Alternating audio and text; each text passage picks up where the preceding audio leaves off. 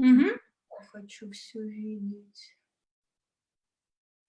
Поднимите мне веки, да. Хочу презентацию тоже видеть вместе с вами. All right. You're back? Все, да. Мы уже, по-моему, на Фейсбуке. Сейчас я быстренько... All right, Zarina is checking connection with Facebook because we're live now. I think it says so. But Yeah, just to make sure, the technology is amazing. Yeah, I can see it's live now. Так, секундочку, я к вам возвращаюсь. Так, ну все готовы, поехали. So we'll get started. We can, yeah. Так, ну, всем добрый вечер.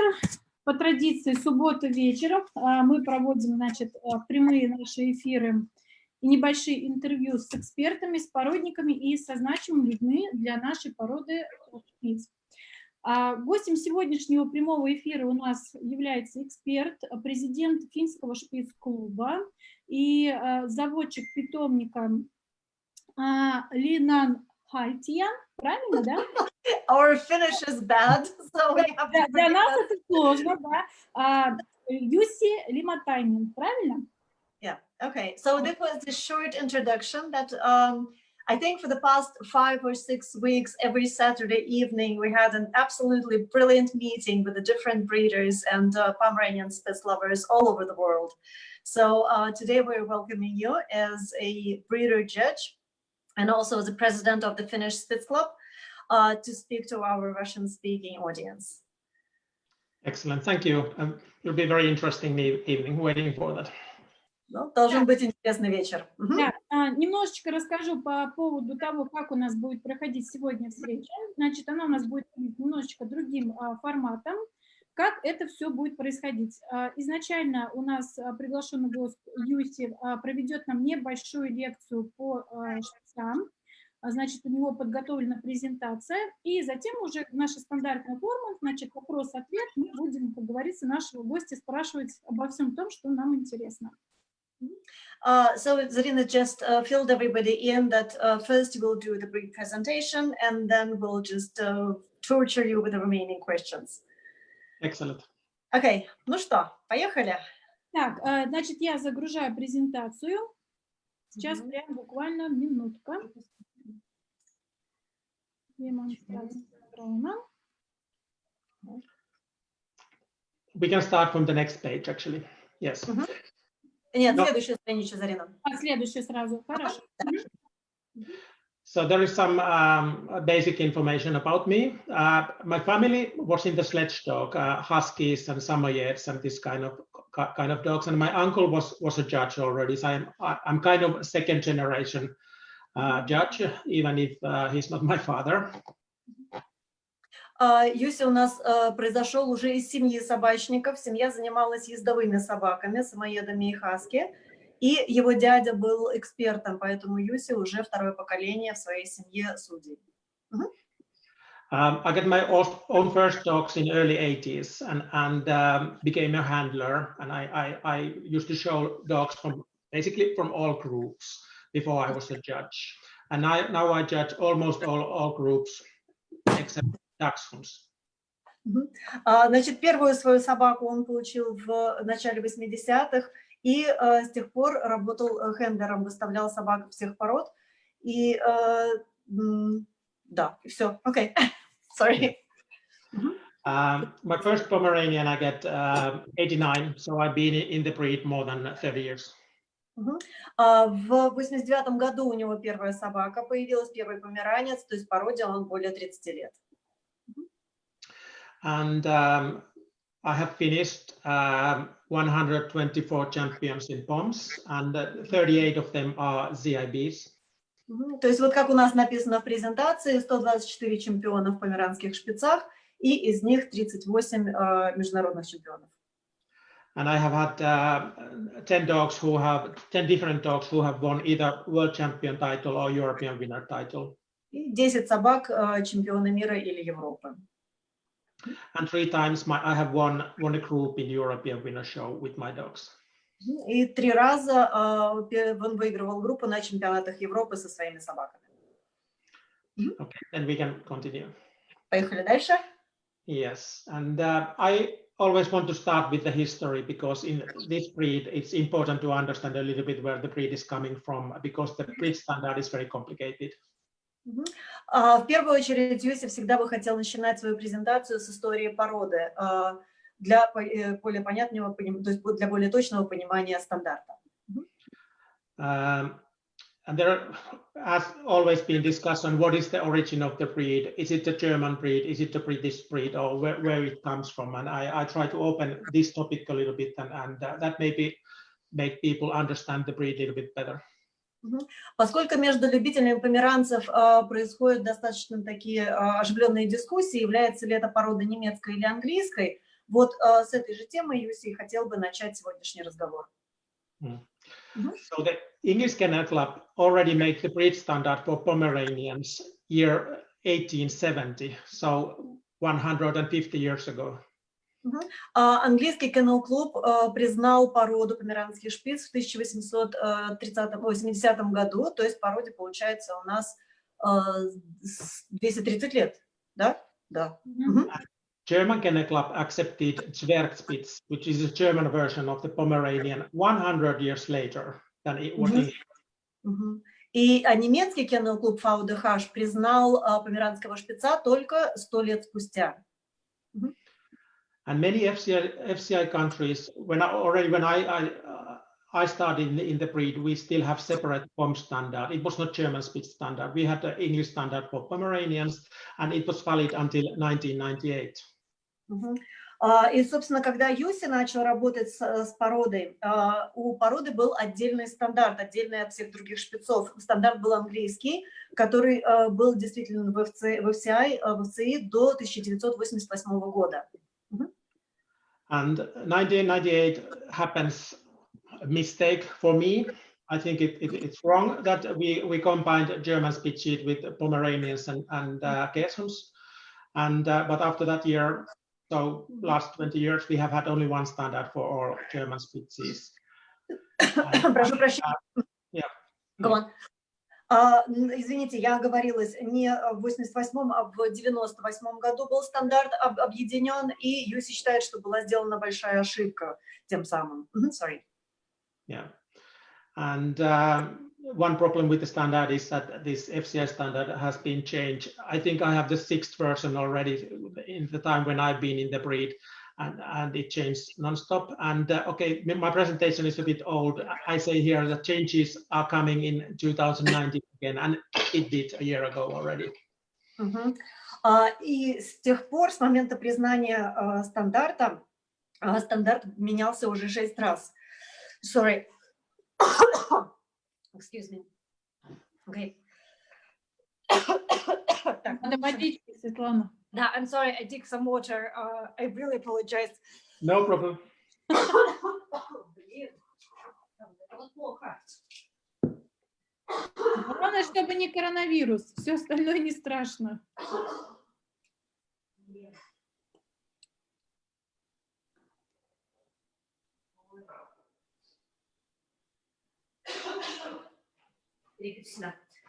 I'm so sorry. I was absolutely terrified of this. I've been sick since February. It's been coffee and coffee. I don't know what it is, so it's a good thing that we're all separated. Yeah. But sometimes I get those fits when everything just collapses, like, you know, with the dogs, with the trachea.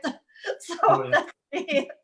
So you can just squeeze my nose. I really apologize. Ребят, простите, пожалуйста. Это у меня остатки кашля с февраля проходят. All right. So as a conclusion, I always say that, okay, the roots of the breed are coming from Germany, but Pomeranian, as we know it, has been developed in the UK and much earlier than what has happened in Germany. And actually, I don't think there is not even one real German line in the Pomeranians. So the origin of the Pomeranian for me is UK. То есть можно сказать, да, что несмотря на то, что истоки породы у нас происходят из Германии, но все линии были развиты и сформированы, и, собственно, первый стандарт и первое определение породы было зарегистрировано в Англии. И Jussi говорит, что на самом деле нет ни одной, ну, такой вот изначально немецкой линии померанского шпица. Okay, then we can continue. Дальше, следующий, давай картинку. Okay, that's not important because this is because Queen Victoria of England was a famous Pomeranian breeder, and her had the kennel prefix Windsor's, and that was 100 years before it was accepted in Germany. So even the Queen of England was breeding Pomeranians as we know them. То есть одной из самых первых известных заводчиков и владельцев померанских шпицов была королева Виктория, которая держала собак уже похожего достаточно типа на померанского шпица и за 100 лет до того, как эта порода была признана Германией. And the next place. И дальше. Okay, one page of different variations, and even if this is about the POMs, I want to start with the German type first. Okay, so you want this page, right? Yeah, I just want to explain that, okay, this is the kind of prototype of the all German speeches. This is not Pomeranian, this is Klein, this is Mittelspitz actually, but because it's the origin of the breed, but we can continue to the POM page. I had just one page. Смотри, у него сейчас про прототип породы, собственно, вот эта страничка про малого шпица, и хотите сразу на померанца? Нет, почему? Конечно, у нас есть заводчики Кляйнов и других. Can we stay on this page? Can you speak a little bit about the German Spitz? Yes. Just for a little bit, okay? If yes. You can stay. Okay. Yeah, okay. There's a lot of same things that what we are looking for the POMs, and it's sometimes healthy look for the German versions because, for instance, the proportions should be the same, and this has excellent proportions, good length of legs. And quite often we could think, do our POMs have enough length of legs to be square? То есть в первую очередь вообще, ну вот глядя на эту картинку, эта картинка является хорошей иллюстрацией к тому, к чему, возможно, ну, померанский шпиц должен стремиться в своих пропорциях. То есть, в частности, вот у этой собаки на картинке, вот у этого шпица, вы видите достаточную длину ног, чего часто не хватает современным померанцам. Of course, the main difference is on the heads, because and especially now when the new standard came, because the previous standards say that Klein and POM has the same head proportions, which is totally wrong.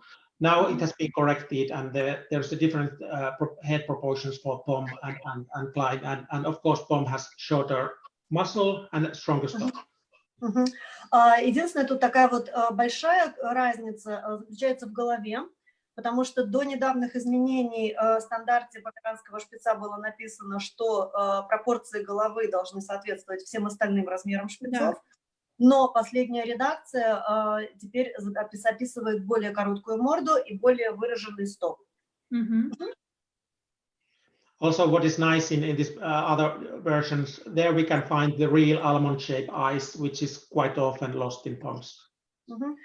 Также, что вот у этих собак, у этих пород очень характерно, это овальные темные глаза, что зачастую у померанцев уже потеряно. And then we can continue the next page. Okay, this is the other English version, but this, okay, the proportions are again the same. The difference to the other varieties is that this is much stronger dog, more body, more bones.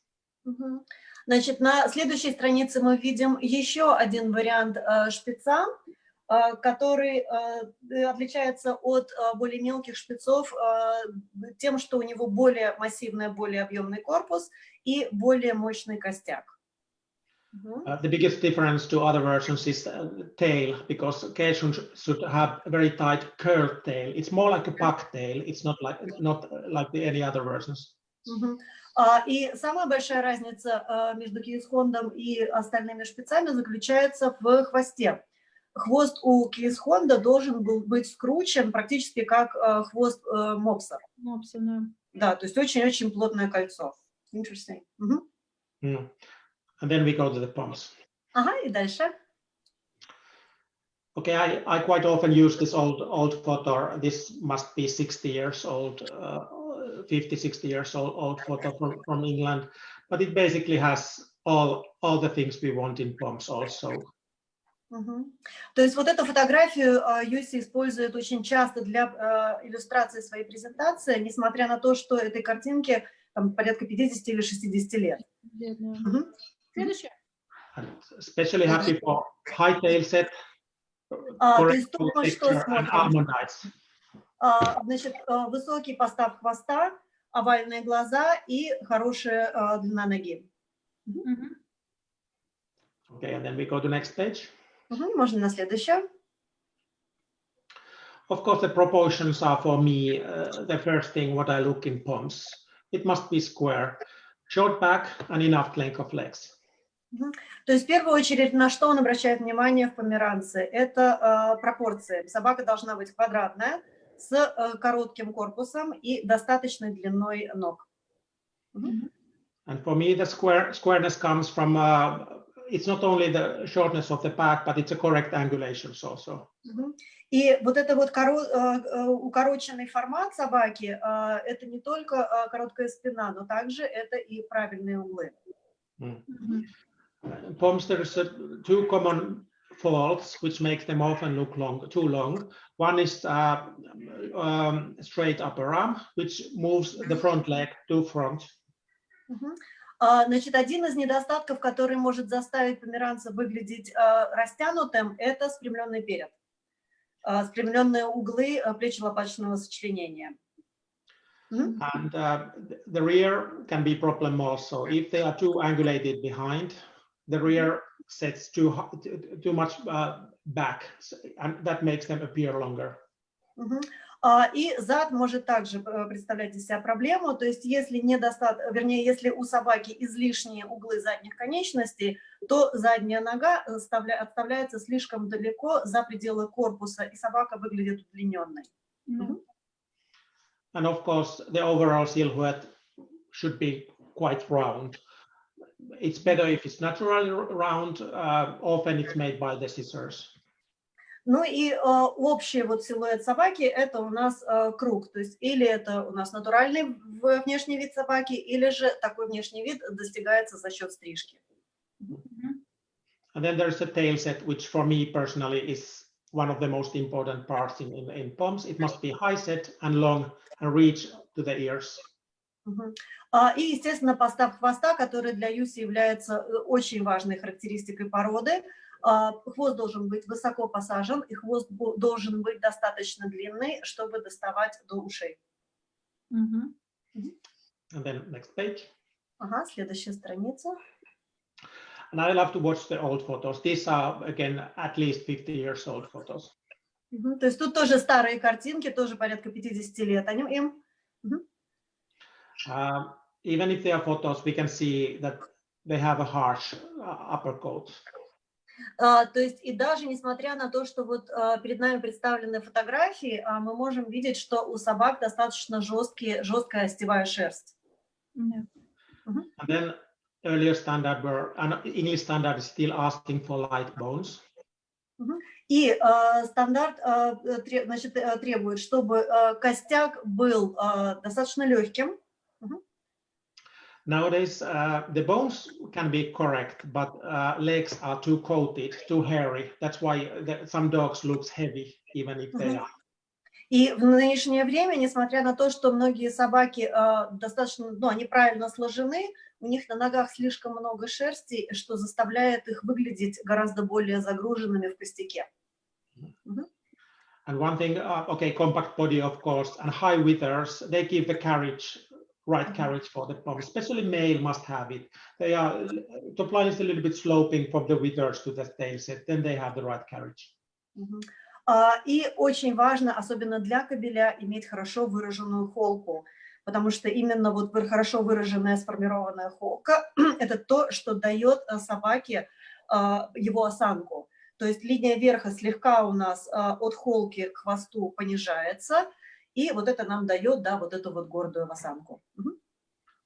And then we can have a next page. These are some old photos also, and they just show the silhouette. The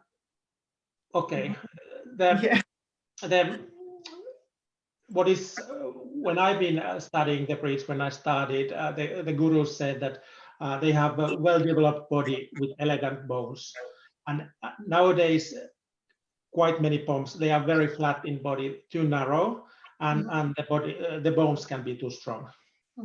И вот когда Юси пришел в породу, его менторы, его учителя говорили, да, что собака должна иметь, померанский шпиц, крепкое, хорошо сформированное тело, но при этом достаточно легкий костяк.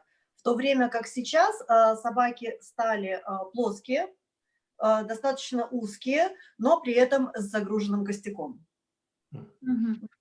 Okay, the anatomy, even the old dogs which I like, for instance, this cream one, we can see that, of course, the upper arm is very straight. So the front problems have always been part of the breed. Вот у кремовой собаки вы можете даже обратить внимание, что очень прямой вперед. То есть вот это, да, эта проблема уже присутствовала много-много лет назад в породе. And then next page. Дальше. Okay, under the coat, because sometimes we forget that there should be a normal dog under the coat. The squareness is number one thing. Значит, что у нас под шерстью? Потому что очень часто забываем, что под шерстью вообще находится собака. Значит, собака короткого квадратного формата.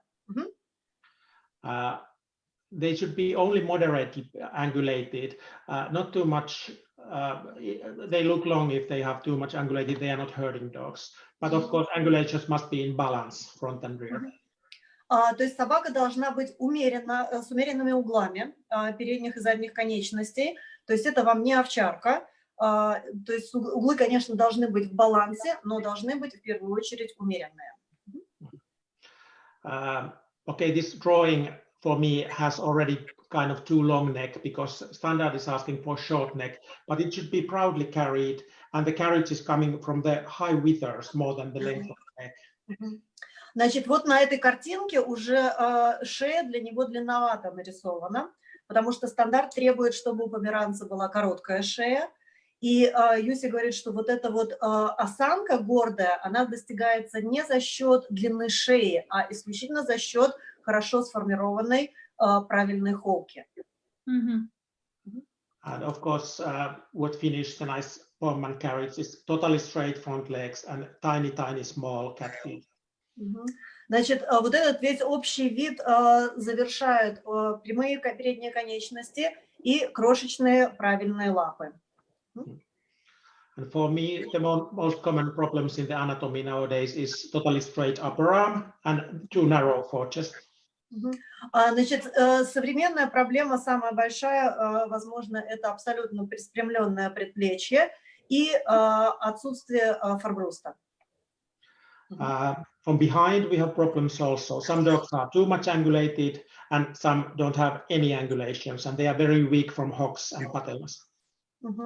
Значит, с задом у нас тоже проблема есть. Собака может быть или с излишними углами зада, или же, наоборот, с полным их отсутствием. И плюс у собаки еще недостаточно развитая мышцы бедра и зада. Tail sets have maybe is going a little bit better direction. I see quite a lot good tail sets nowadays, but the problem is the length of the tail. Tails are too short. С поставами хвоста он говорит, что сейчас на самом деле улучшение ситуации, хвосты становятся лучше, но основная проблема с хвостами сейчас то, что пошла тенденция к их укорочению. And the next page. Можно дальше. And the head, of course. Pomeranian must have a Pomeranian head. And okay, these two are very good examples for me.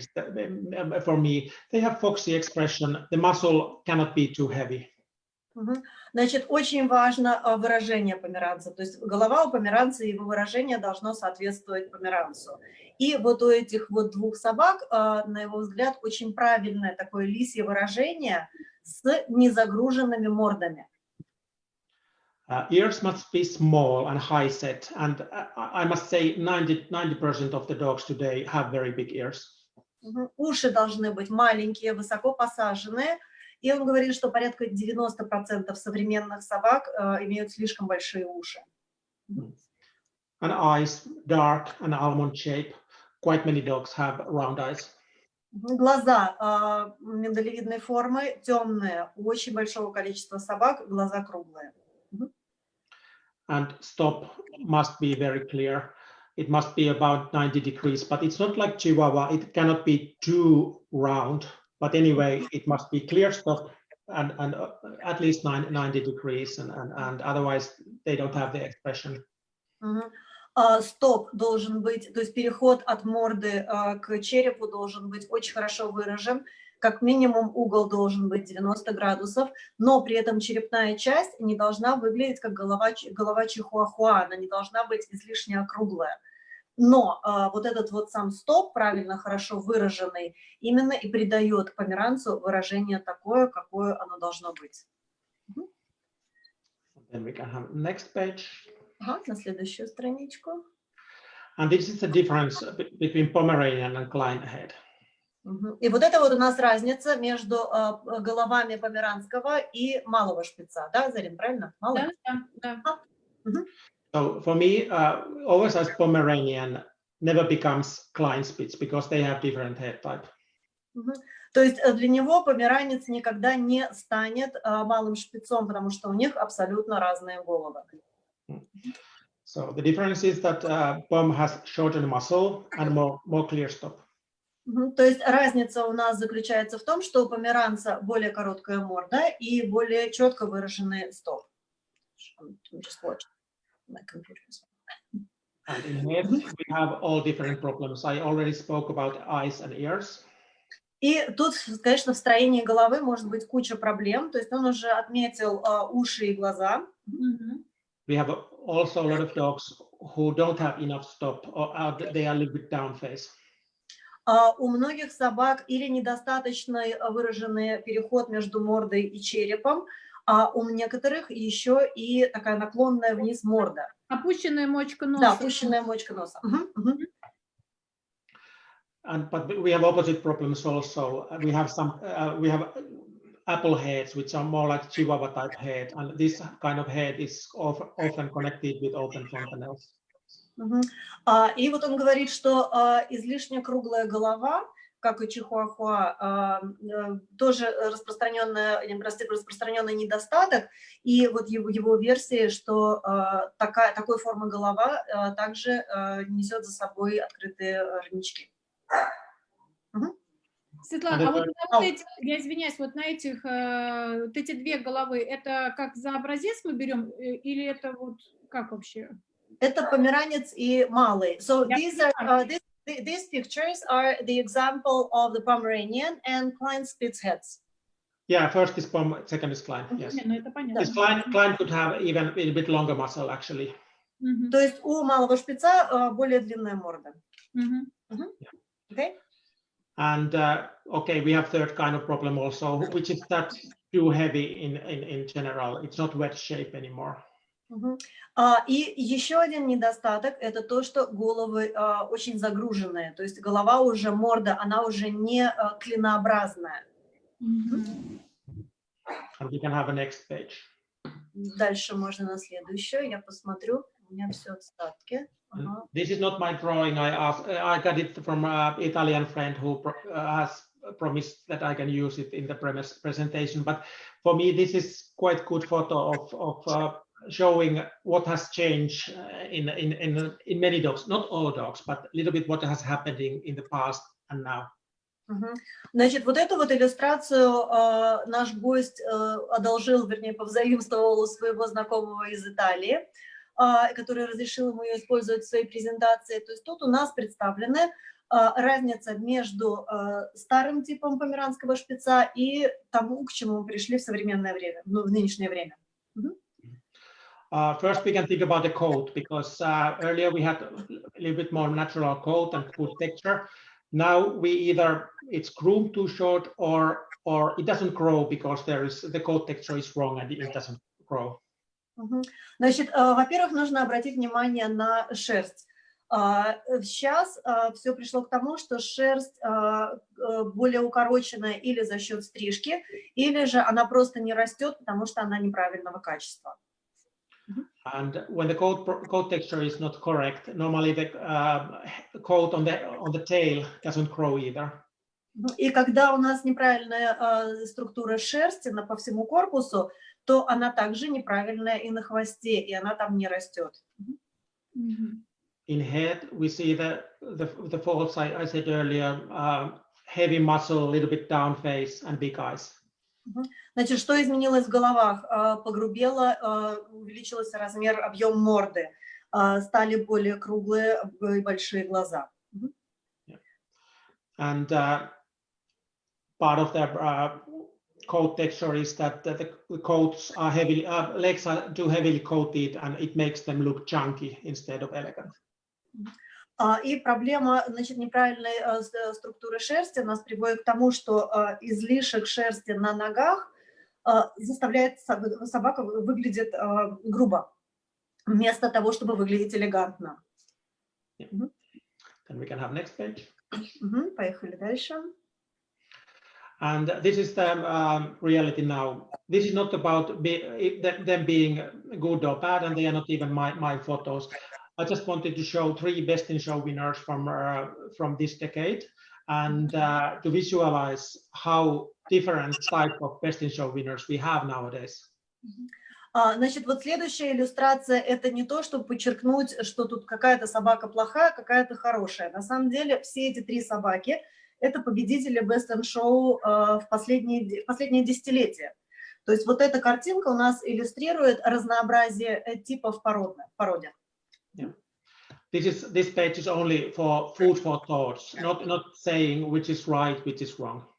То есть это просто для ознакомления. То есть тут мы не говорим, что у нас правильно, что неправильно.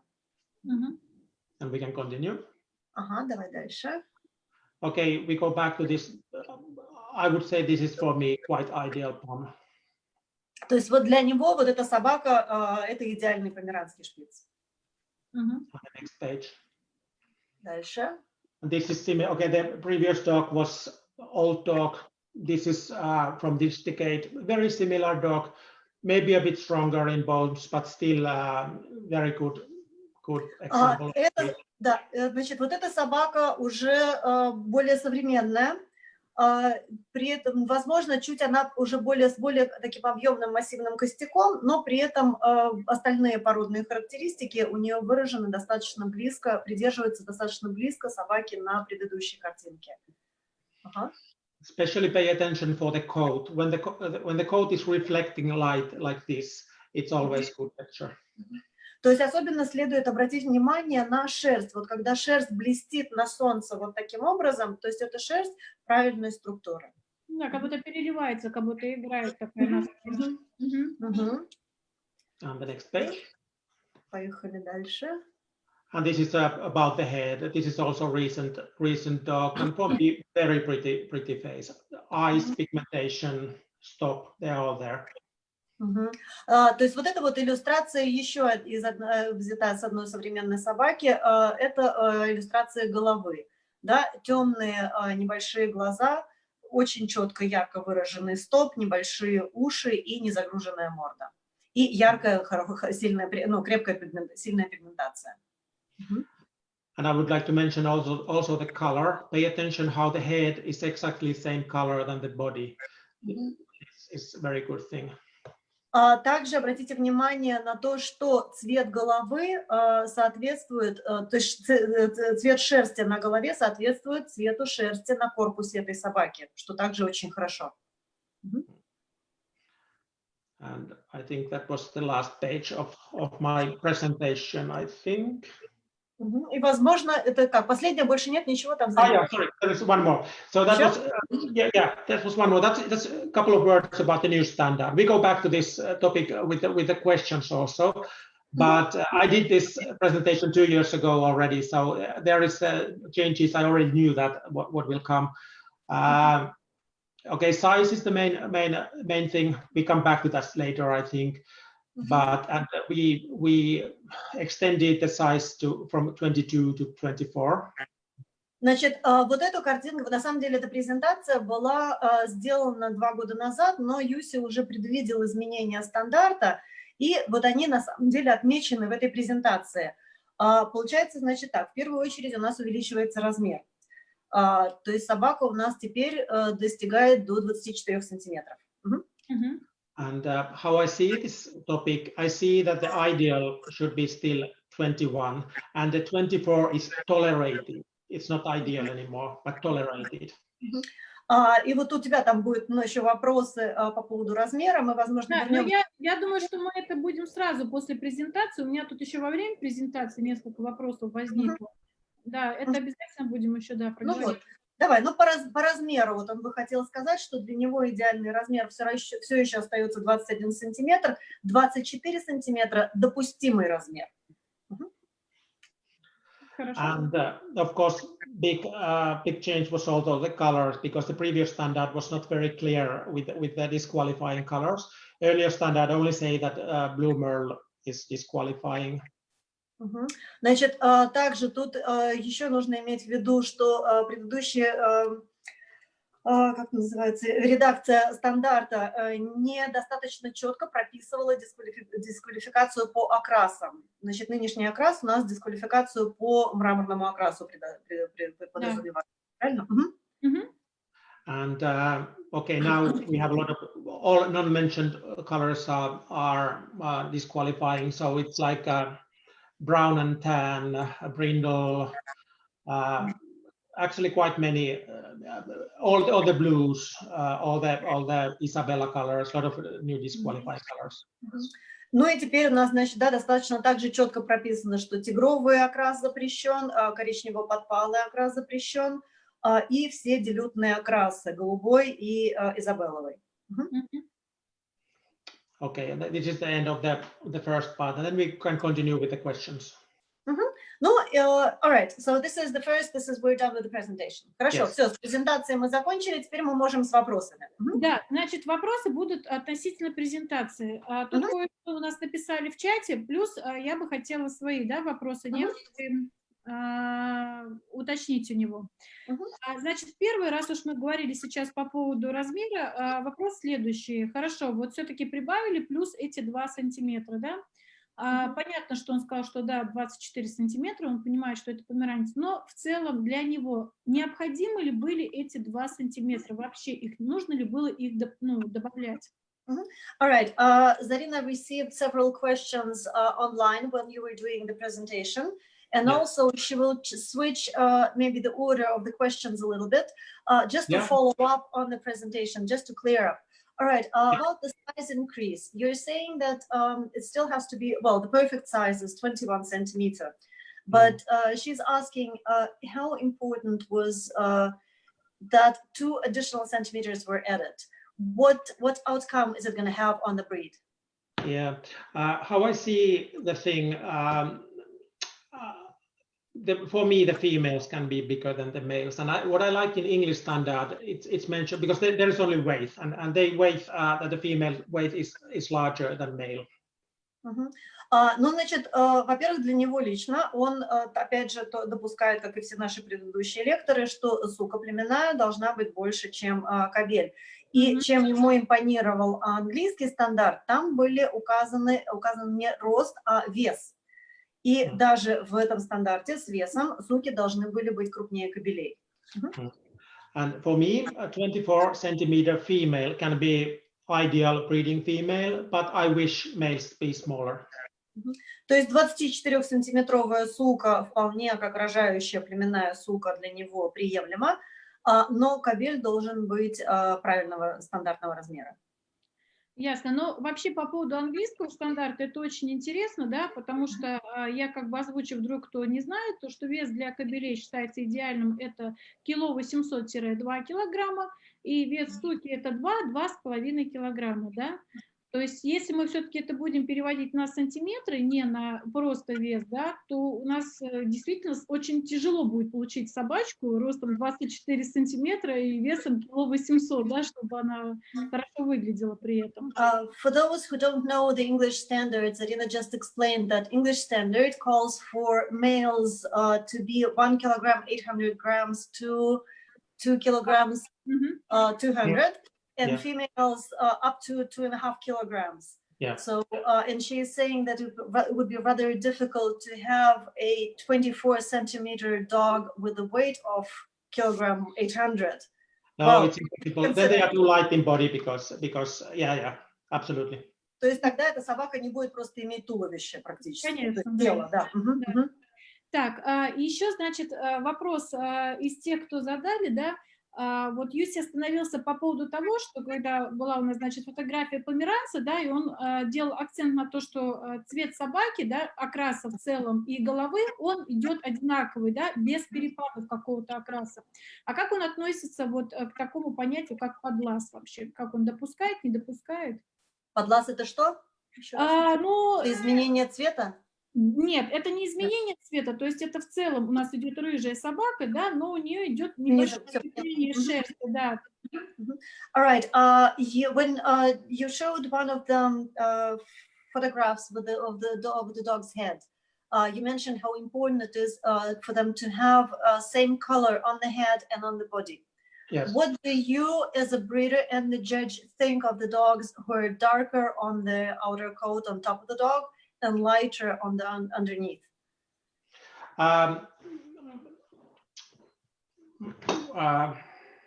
No, that is not the problem for me. It's more like it's typical for let's say BSD dogs, which are a problem in the breed, that the head is normal color and the body is just woolly. It's very light woolly coat, and that is the thing what I meant. То есть вот что он на самом деле имел в виду и на чем бы хотел заострить внимание, что возможно вот да, цвет шерсти разный на голове и на корпусе, это более свойственно собакам с БСД. Да, то есть у нас, когда собака ярко окрашенная, шерсть на голове, а по корпусу у нее идет светлый подшерсток. Вот тогда, то есть, ну, пух вот это, да, вата такая. Вот тогда это составляет гораздо большую проблему. А так, по идее, для него проблема в том, что собака там имеет переходы цвета, он не видит большой. Хорошо. Так, и еще такой вопрос, раз уж мы про шерсть продолжаем разговаривать, по поводу окрасов, да, я бы хотела уточнить сразу, вот, допустим, в Финляндии померанцы, да, вот все перечисленные цвета, которые разрешены сейчас в стандарте, они вяжутся свободно все между собой или есть какие-то ограничения по вязкам между окрасами? Is it allowed to breed Pomeranians of different accepted colors in Finland, or there are still some restrictions? Well, we can register it and we can breed no matter what are the colors, even if they have disqualifying color. That is the Finnish Kennel Club policy, because when it has been restricted, people don't tell the real color, and we want them to be registered in the right color. На самом деле даже регистрируются вязки от собак, дисквалифицирующих покрасов. Сделано это для того, чтобы люди не обманывали и не писали неправильные окрасы в документы. На самом деле, как регуляция, это, мне кажется, очень гениальная мысль. Очень хорошая. The wrong colors would be disqualified at the shows, but people can still breed and register the puppies. То есть на выставке эти собаки дисквалифицируются, но у людей есть возможность их разводить и регистрировать от них щенков. Небольшое уточнение, то есть получается, ну, по-любому какой-то минимальный набор должен быть, да, для того, чтобы собаку пустить в разведение. Эти собаки, они также как-то получают допуск к разведению? Или они просто приходят, по факту говорят, вот у нас вот повязались две собаки нестандартного окраса, пожалуйста, выдайте нам документы. So, do the dogs with the DQ colors have to go through the shows, or the owner can just register them, the litter out of them, so they don't have to be shown? No, that's right. We don't need show results to register it. Нет, говорит, не нужны результаты выставочные для регистрации помета. Еще вопрос по ним. Эти собаки, они получают документы. Что там написано, что это собаки не для разведения? Это только внутренние документы могут у них быть? Или все-таки они имеют возможность получить, допустим, экспертную родословную, чтобы выставляться или, допустим, продаться в ту страну, в которой эти окрасы разрешены, допустим, в Америку? So if you get a DQ color, how are they registered? Does it say on the paperwork that these are dogs not for breeding, or they have disqualification, or can they get an export papers and be sold to the country where they can be shown, for example, in America? Yeah, they get a normal pedigree. То есть они получают нормальные документы. Это вообще супер. Супер. Very Это вообще отличная идея, действительно. Это очень урегулирует вот весь поток. Так, и мы все-таки вернемся по поводу, я так поняла, что ограничений никаких нет по вязкам между окрасами. So there are no restrictions in color breedings. No, not at all. Нет. Нет никаких. Хорошо, тогда сразу вопрос. Слышал ли он о том, что у нас в России хотят ввести ограничения по вязкам между окрасами у померанцев, и как он в целом относится вот к такому нововведению? Did you perhaps hear that Russian Pomeranian Club wants to create a new regulations in breeding between colors? And what do you think this might come to? What kind of restrictions? Какие именно, Зариш? Ну, значит, ограничения у черных и у коричневых собак, у белых, да, то есть там прописывается, с какими окрасами они могут вязаться. Вот. So when we have blacks and browns, they have certain recommendations with, well, not recommendations, regulations, what colors they can be bred to, what colors white dogs can be bred to. И самое основное, конечно, это то, что, допустим, собаки сплошного окраса, у которых там в пределах 3-4 колена стоит пати-собака, что они могут размножаться только с пати-собаками. Да, то есть... And the most interesting regulation is that if you have a solid color dog, that within 3 generations in its pedigree has party colors, it can be only bred with parties. I find it a bit strange. Only restriction I understand and I agree actually is what to do with the merles, because blue merle can be a problematic color, and sometimes, especially in party colors, they can be merle without people knowing it. They have only a small spot of merle. На самом деле, единственное ограничение, которое он по-хорошему признает, это ограничение вязок между мраморами. И также он говорит, что собака цветного окраса, партия, может быть также мрамором, но просто без пятен.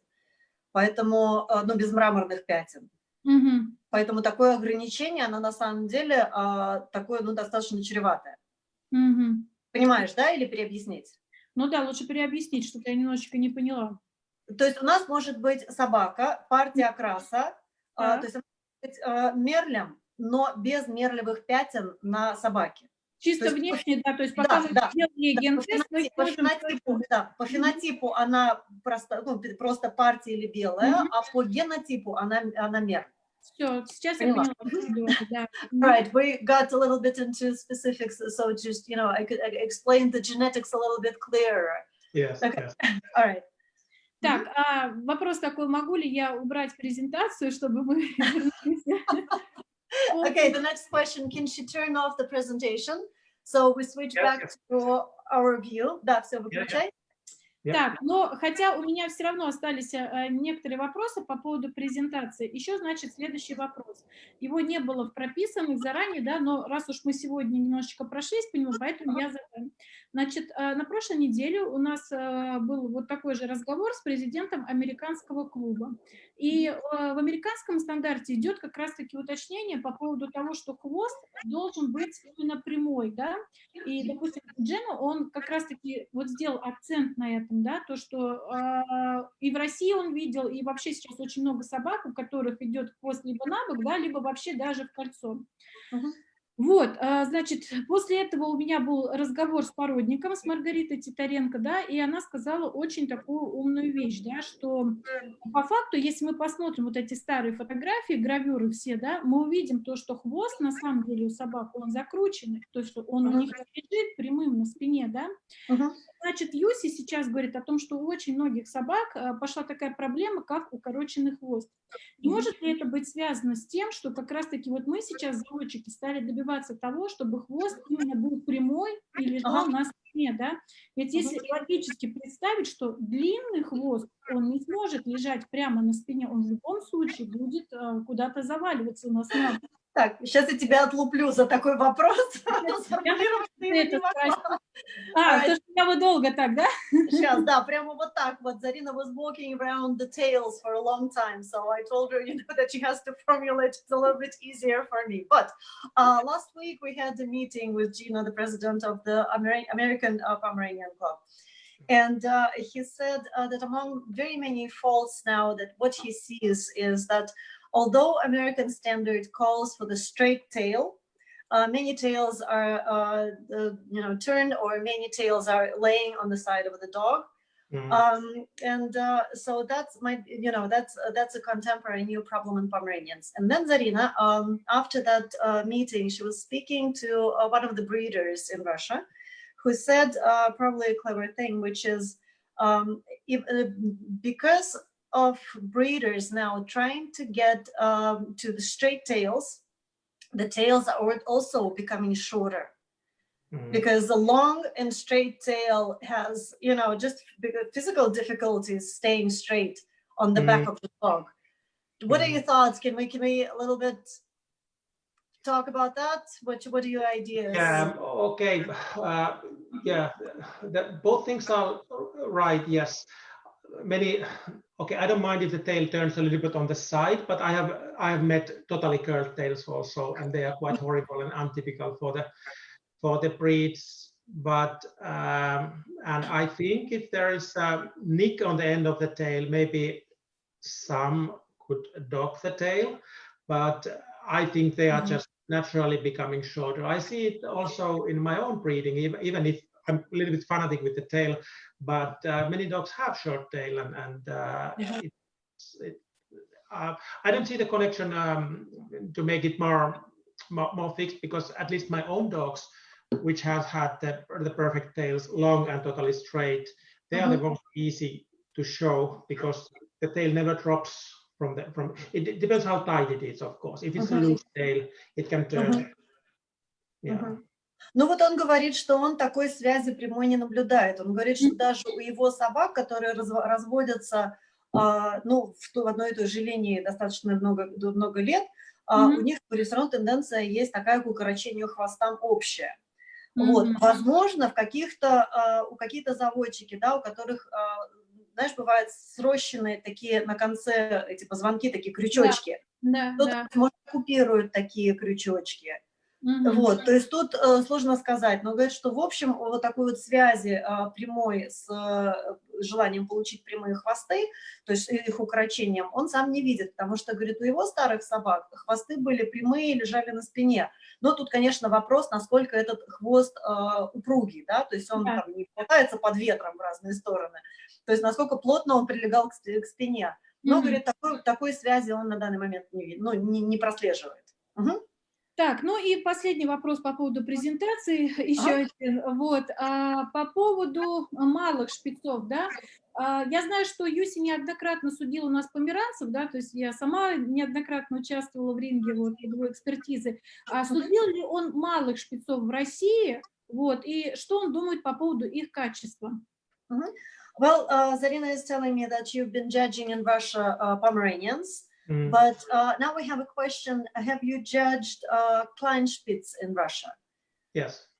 What do you think of their quality, if you remember? Yes, I do. There's a big difference between black and brown variety compared to the other colors.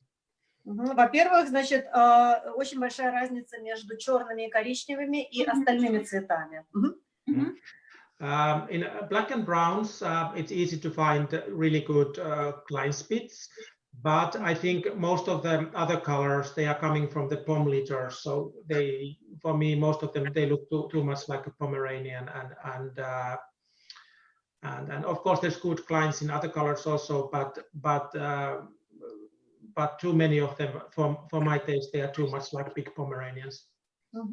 То есть, ну, в то время как в черных, коричневых мы можем найти достаточно легко собаку правильного типа, выглядящего как малый шпиц, но в собаках других окрасов, к сожалению, тенденция идет такая, что явно видно, что эти собаки происходят из пометов померанцев и выглядят, собственно, как переросшие померанцы. Хотя, конечно, и в других разновидностях, в других окрасах собаки хорошие тоже есть, но общая тенденция такая, что явно видно, что это собаки не являются настоящими малыми. Почему я это спросила, да, потому что, значит, у нас только вот с 1 сентября будет введен уже окончательный запрет на вязки между померанцами и малыми, да, то есть вот получается, что, ну, много лет, да, там больше 10 лет у нас происходили вязки между малыми и померанцами, да, то есть вот на его взгляд, что это вообще дало российскому поголовью, да, я поняла то, что минус, то, что многие, понятно, что там поприсутствовал померанец, да, привязан, но а какие-то плюсы вообще он увидел от этого, помимо минусов? All right. According to the Russian Club of Pomeranians, on September 1st, there will be new regulations in regards to breeding between Pomeranians and Kleinspitz. So these matings are forbidden now, but for the past 10-15 years, Russian breeders were breeding freely between those two varieties. About negative sides were understood, too heavy of the ungulation.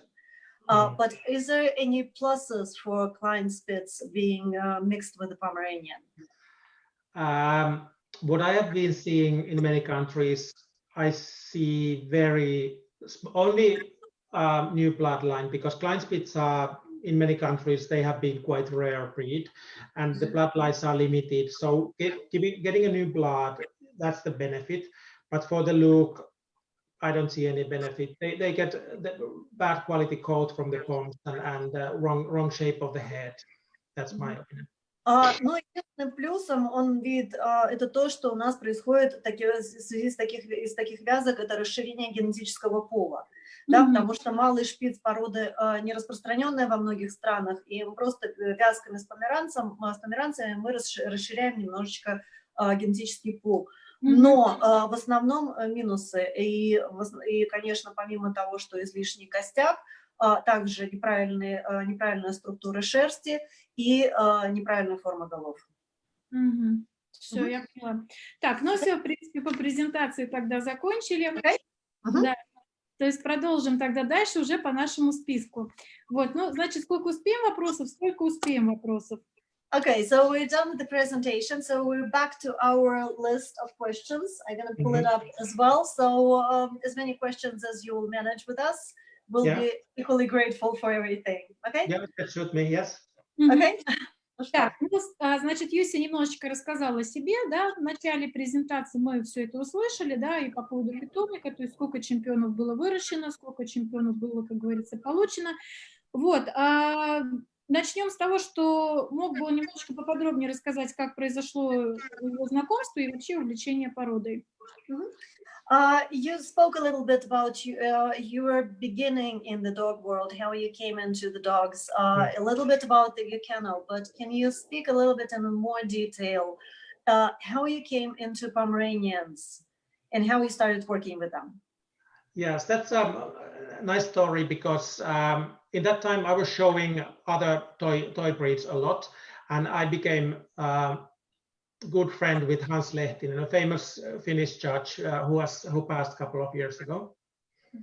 На самом деле история такая очень трогательная, то есть Юси в тот момент, на момент, когда познакомился, вошел в померанцев, выставлял собак других пород декоративных и очень подружился с покойным Хансом Лехтиненом, который у нас умер около 2 лет назад.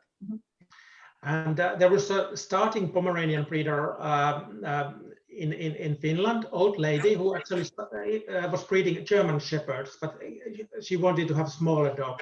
So she imported a lot of dogs from many countries in that time before me. Ну и, значит, Ханс был знаком с такой эксцентричной дамочкой, которая разводила сначала немецких овчарок, а потом решила, что ей что-нибудь поменьше надо, и прикупила кучу собак в Америке. Вот, это было до его времени.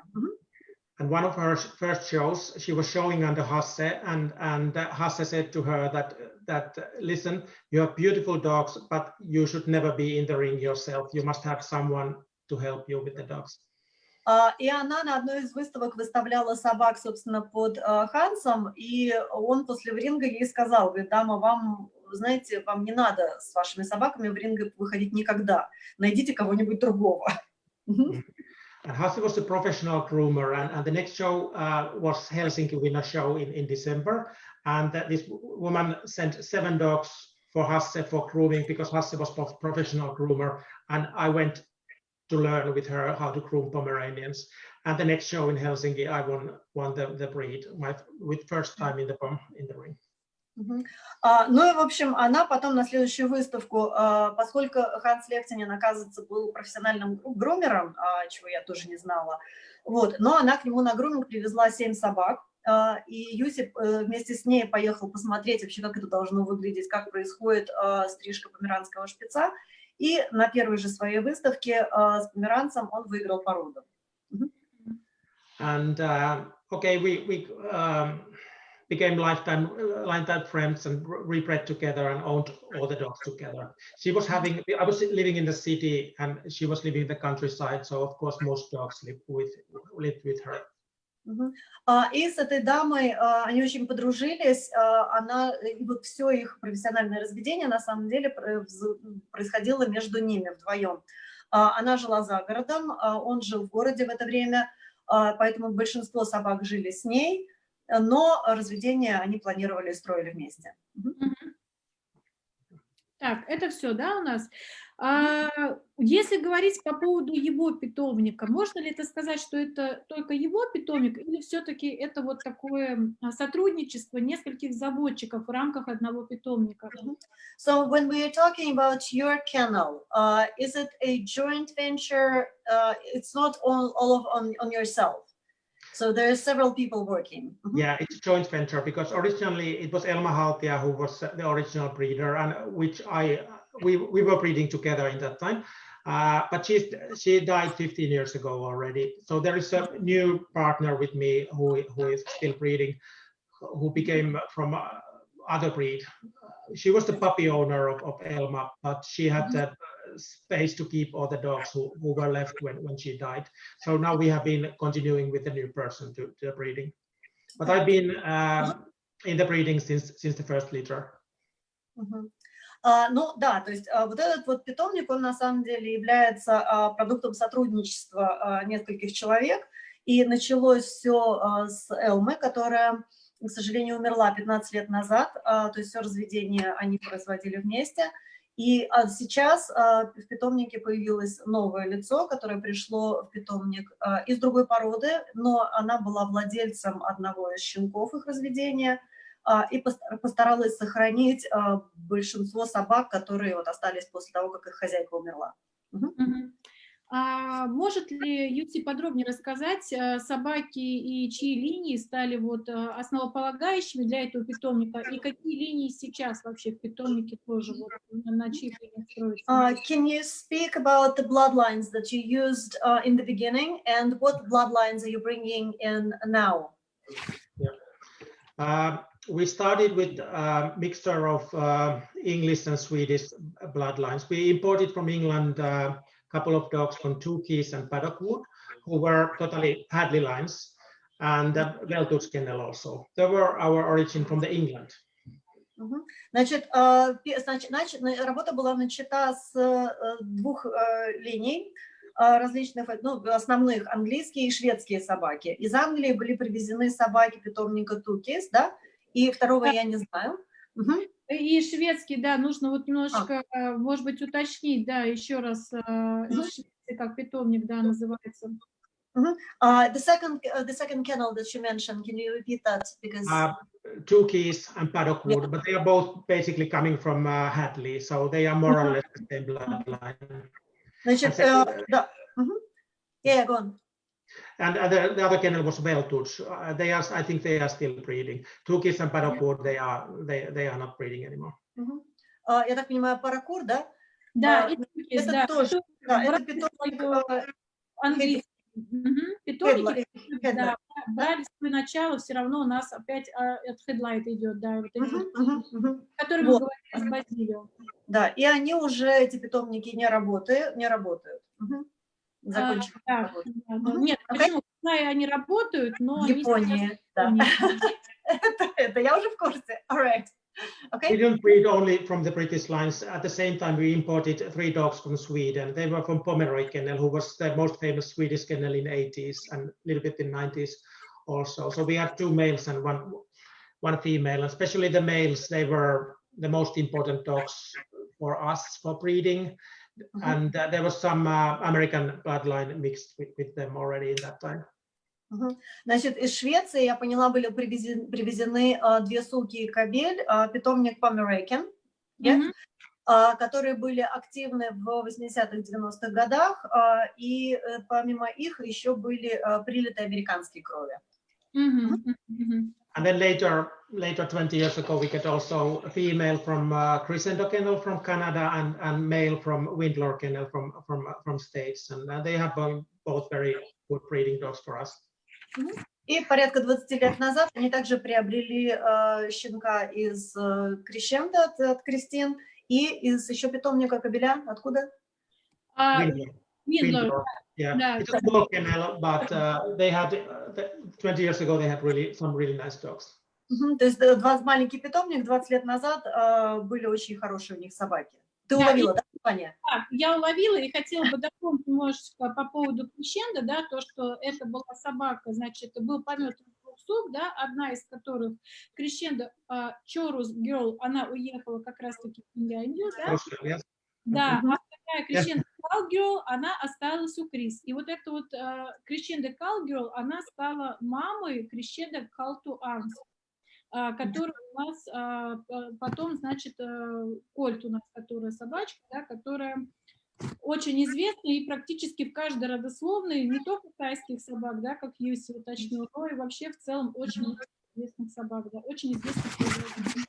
Yeah, we translated your tribute, which you wrote back in January, I think.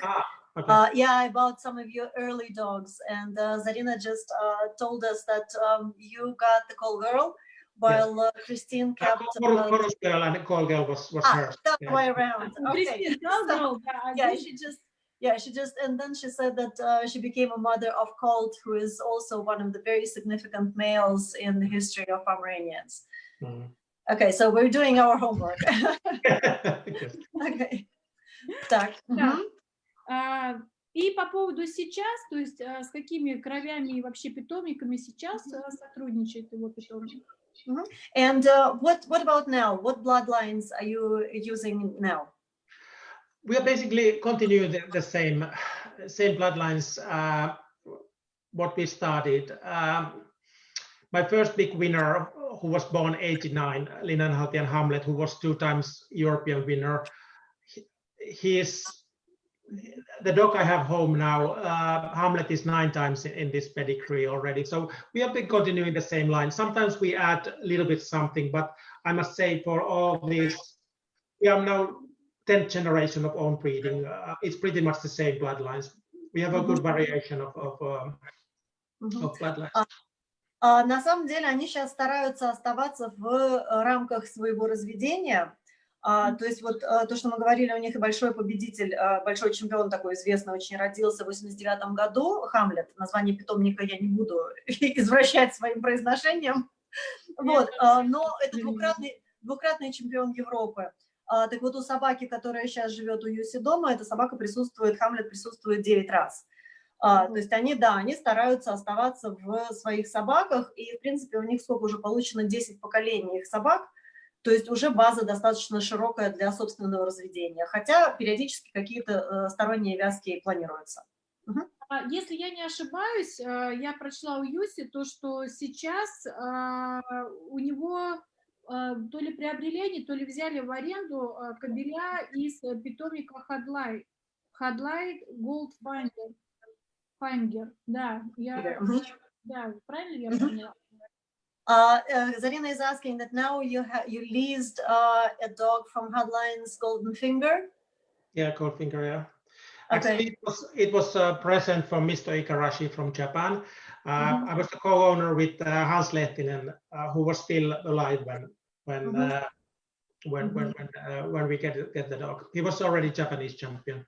Okay. На самом деле эта собака была подарком от заводчика.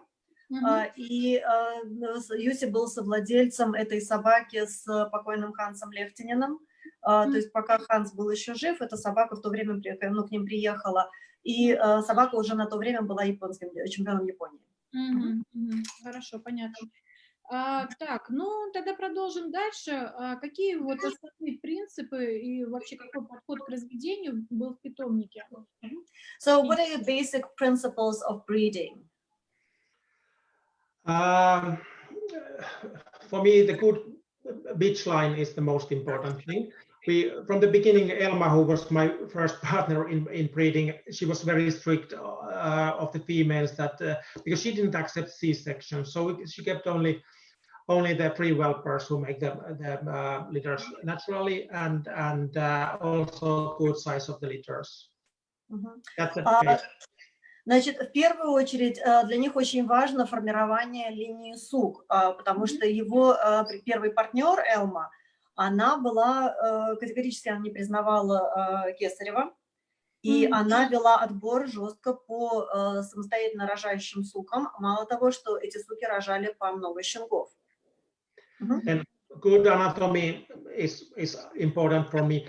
I don't mind if the female is too big or if the head is not perfect, because head is quite easy to fix in the breeding even in one generation, but the basic anatomy doesn't change so easily. So I can use a little bit boring plain female with the pretty male, and it has been worked quite nicely. Ну и на самом деле сука должна быть анатомически правильная. При этом она может не иметь, возможно, какую-то очень выразительную голову, но он говорит, что голову на самом деле можно исправить в течение одного поколения, в то время как исправить недостатки анатомии достаточно сложно, быстро. Поэтому сука может быть такая вот достаточно скучновато выглядящая, но при этом с правильной анатомией. И вяжется она уже с ярким каким-то кобелем. Отлично.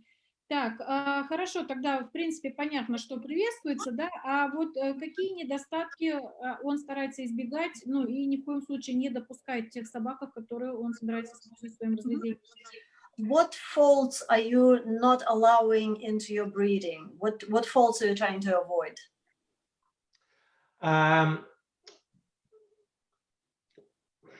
Okay, if you know your bloodlines, you can do many things, even with some faults. But what I don't like is this kind of, well, it's more the health things. Let's say epilepsy, autoimmune problems, or this kind of things, because we don't know how they are inherited, and they are very difficult to work with.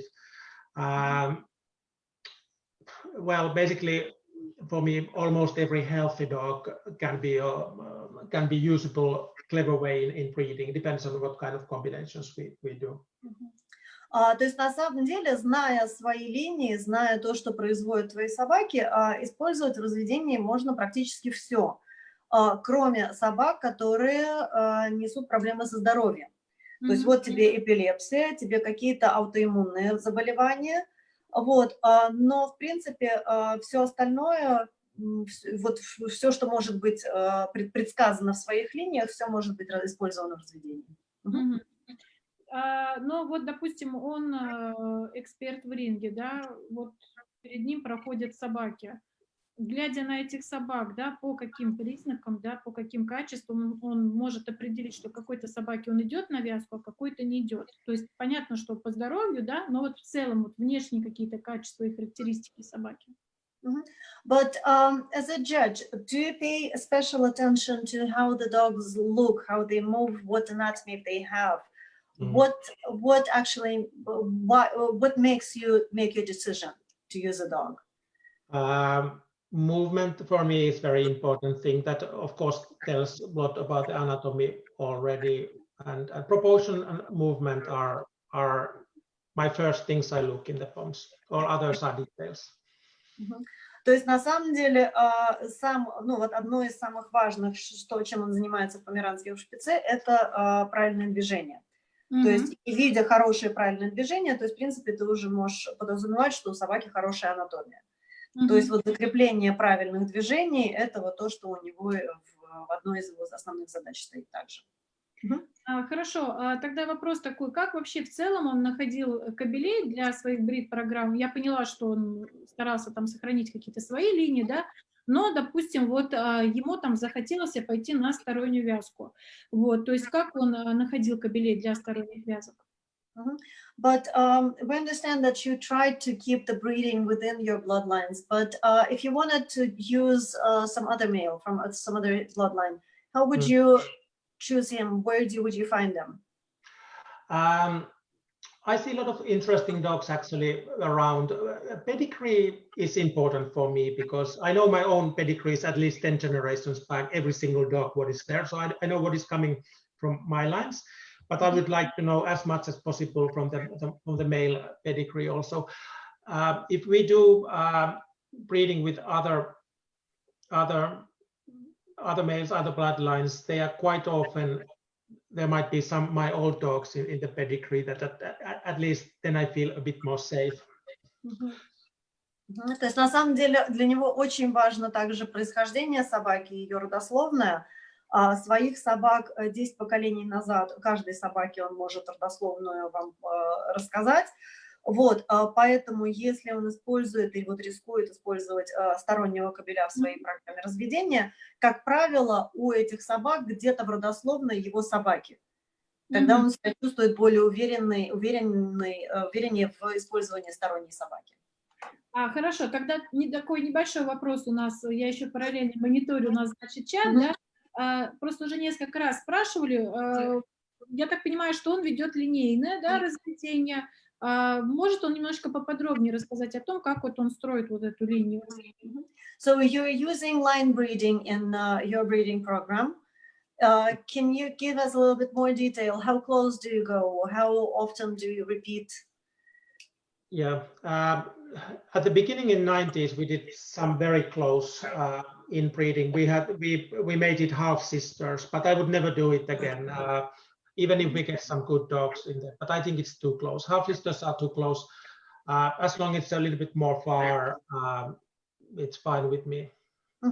Ну, в начале своей программы разведения они делали вязки даже полусиблингов, полубрата, полусестры. Но, говорит, на самом деле, вот мы сейчас уже так бы не стали рисковать, но все, что стоит дальше уже, то это все тоже можно использовать. Отлично. Я надеюсь, сразу ответили на несколько вопросов, потому что тут тоже очень многие интересуют, в какой степени инбридинга, да? Если мы вернемся по поводу вот выбора кобеля, да, бывало ли у него такое, то, что во время его судейства какая-то там собака ему, допустим, в ринге очень сильно приглянулась, ему понравилось, и бывали ли у него такие случаи, что он затем обращался вот на вязки к таким кобелям, которым ему понравились в ринге, где он был эксперт? So the next question is whether you ever had an occasion when you saw a dog that you liked when judging, and you went after him for using him on your females, or making inquiries about that. Did you have such experience? Yes, I have had. Yeah, it has happened twice that after my judgment, I've seen an interesting male, and I have ask afterwards if I did use it for breeding, but both of these cases I finally didn't use it, but that was not because there was something wrong with the dog. It just I didn't find the right female or something like this. But every time I'm judging, of course, I'm looking for interesting dogs. If I see a nice dog, I sometimes feel that okay, this could fit my bloodline well. Ну да, он говорит, что у него было несколько раз такие ситуации, когда какая-то собака обращала на себя особенное внимание, и он после судейства обращался с вопросом о возможности использовать эту собаку в будущем. Но, к сожалению, из этих вот случаев ничего не закончилось вязкой, и не потому, что что-то проблема какая-то с кобелем, а просто или не появилась подходящей суки для этого кобеля, ну или просто обстоятельства не сложились. Но во время судейства он, конечно, все время присматривается на потенциальных кобелей. А как ему вот новая такая тенденция к тому, чтобы подбирать кабеля по фотографии в Facebook? Как он к этому вообще относится? Сам он такое использует? All right. The new tendency is online breeding, choosing males on pictures on Facebook. Would you do something like that? Absolutely not. I'm often surprised when I see, no matter which breed, I see such a beautiful dogs on the Facebook, and I'm lucky to judge a lot internationally, and sometimes these dogs come to my ring, and I'm so disappointed that can this really be the same dog? So well, no. It's surprising how beautiful dogs how beautiful photos can come out of something not so nice. Нет, в общем, короткий ответ был такой, что, естественно, нет, потому что мы все знаем, как можно сделать и нарисовать очень красивую собаку. Вот, и он говорит, что поскольку судят много по миру, то есть были такие случаи, когда видел собаку на картинке в Фейсбуке, которая прям потрясающая, а в ринг заходит, и сложно поверить, что это та же самая собака, что была на фотографии. Вот, поэтому ни в коем случае нельзя поддаваться на уловки мастеров-фотографов. Я, конечно, не сужу очень много по миру, но я хочу сказать, что я в таких ситуациях пребываю очень тоже часто. Yeah, Zarina is telling that she has the same problem, the same situations without judging all over the world. So you don't have to go far. Yeah. Хорошо, продолжим немножечко дальше после такой позитивной ноты. Вот, по поводу родников, я немножечко поняла то, что, естественно, у него такое отрицательное идет, да, отношение к родникам, но вот в целом идет ли вот какая-то строгая браковка у них питомники по родникам? Или, допустим, если родился щенок, у которого родник небольшой или там с тенденцией к закрытию, будет ли такая собака оставляться для брид-программы или для шоу и вообще в дальнейшем использоваться в разведении? All right, now we're moving on to the fontanelles. The open fontanelles, and you already spoke about it a little bit during your presentation, but for example, what if you get a puppy with a small fontanelle with a tendency that it will close later? Will you keep such a puppy, or will you use a dog with a small open fontanelle? Puppies, if it's not huge fontanelle, they most of the time, in my experience, they will close when they are later. I don't mind that at all. And even if when I'm judging, I'm not really looking for them. I'm only checking them if the head looks abnormal somehow to my eyes. Ну, на самом деле, что касается щенков, особенно с маленькими родничками, у которых, естественно, тенденция к тому, что они закроются, тут проблем он не видит. И на самом деле, даже когда судит, он роднички особо не исследует, если только голова не выглядит аномальной. Ага, все, понятно, да. Okay? Так, ну и тогда перейдем к зубам. Вот, как он относится к тому, что, допустим, у шоу-собаки или собаки, которые собираются использовать в разведении, отсутствует 1 или 2 резца там, на нижней или верхней челюсти, но при этом у нее, естественно, правильный прикус, согласно стандарту. What do you think about missing incisors on show and breeding quality dogs? Of course, with the correct bite. If I think about my own dogs, if I have a puppy or the dog which I left for myself and there is missing incisive, I wouldn't keep it. I would never keep it. But at the show when I'm judging, I'm not fanatic. If there is one incisive missing, I don't mind if it's a beautiful dog. But okay, I will continue later. You can translate now. Okay. No, I'm listening. It's actually extremely fascinating for me, everything. Okay. I'll translate the first part and then we'll just continue, if that's okay. Значит, если у него он на себе оставляет щенка, у которого потом не вырастает один из резцов, то эту собаку он себе не оставит. Тем не менее, на выставке во время судейства собак он фанатично зубы не считает. And my experience, why I'm very strict with the breeding, with these things, that one of my early winners, who was a big winner and important stud dog also, he was very narrow from the underjaw, and the canines were not really going into the gums, but there was tendency for that. And what I saw in my lines that it produced so easily for the puppies and their next generation also. And it was very difficult problem to get rid of. And now my dogs have nice underjaws, and I don't want to mess that again because it was so difficult to fix them earlier. Okay. Причина, почему он так жестко относится в своем собственном разведении к количеству резцов. У него в свое время был кобель, который был также и достаточно таким производителем, используемым, у которого была узкая нижняя челюсть, и клыки не шли в небо, но они были на грани, да, недостаточно разведены. Вот. И на самом деле, то есть вот этот недостаток очень четко передается по наследству. И насколько тяжело, да, было избавиться от него, настолько сейчас он намерен больше такого недостатка в своей линии не допустить. And one more point: if the missing incisive, if it's an older dog who obviously have had them, but there's just holes, that I don't mind. That's perfectly fine. If there's a hole, it doesn't matter. То есть, если у нас, да, более возрастная собака, у которой выпали зубы в связи с возрастом, то есть это тоже не проблема. Ну, пока, да, то есть челюсть достаточно широкая, дырка есть, значит, зуб там был. То есть это тоже не является проблемой во время судейства. Светлана, по поводу премоляров вот попросили уточнить, хорошо, резцы мы поняли, а премоляры он вообще смотрит или это уже вообще не важно? Do you look at the back teeth? What's going on? No, no, not really. Not even judging. Okay, sometimes I look it for the interest, and same with my own breeding. I check them just to know. It doesn't really affect for me, and I don't mind if there is some missing premolars. But I would like to have a 6 and 6, and especially nice underjaw and well-set canines. That's important. То есть, на самом деле, он туда сильно не лезет, туда в дальние зубы, в премоляры. То есть своих собак проверяет просто, чтобы знать, что там есть. Вот. Но приоритетом для него, тем не менее, все равно является, да, широкая нижняя челюсть и хорошо разведенные клыки. Отлично.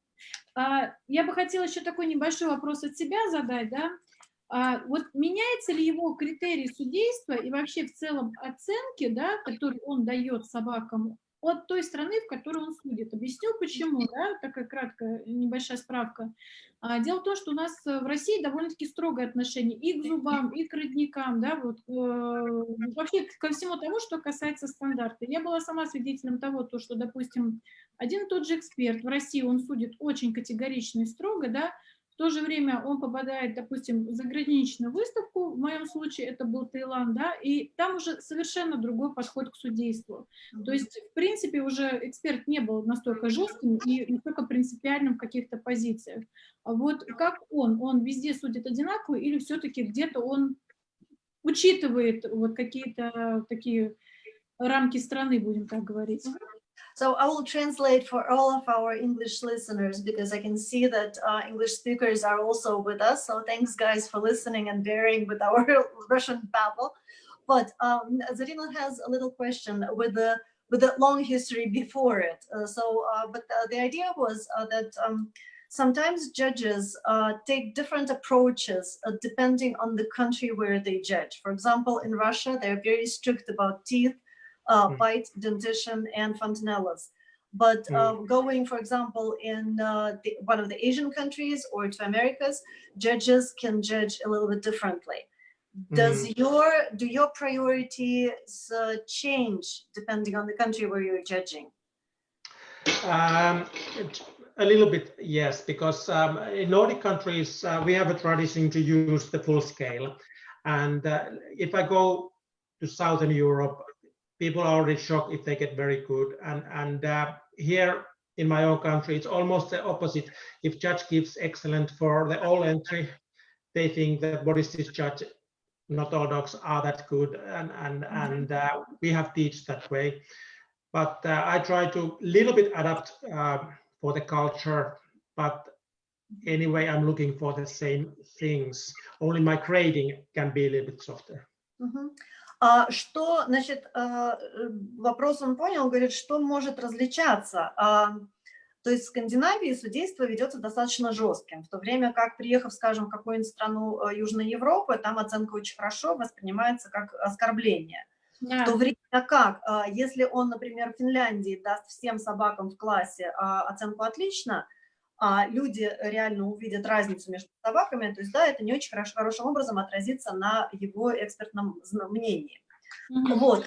Но на самом деле, судя в разных странах, критерии отбора каких-то положительных качеств остаются прежними. Что различается, это, возможно, оценки, жесткость в раздаче оценок. Да. Ну вот, к слову, у меня даже есть такой вопрос, он, правда, был немножечко в конце по поводу оценок, да. Действительно, у нас сейчас оценка «отлично» — это такая регулярная оценка, которая, ну, само собой подразумевающаяся. Вот я вышел в ринг, и вот я получила «отлично», да. Если, не дай бог, твои собаки ставят учхоры, то все это воспринимается как какое-то личное оскорбление, собака вообще уже к черту никуда не годится, да. Хотя что подразумевает под собой учхор? Это очень хорошая собака. Да? Вот в Финляндии это по-другому, да. Вот хотелось бы немножечко от него вот получить вот, пояснение вот этому, да, критерию оценки собаки именно в Финляндии. И еще такой вопрос.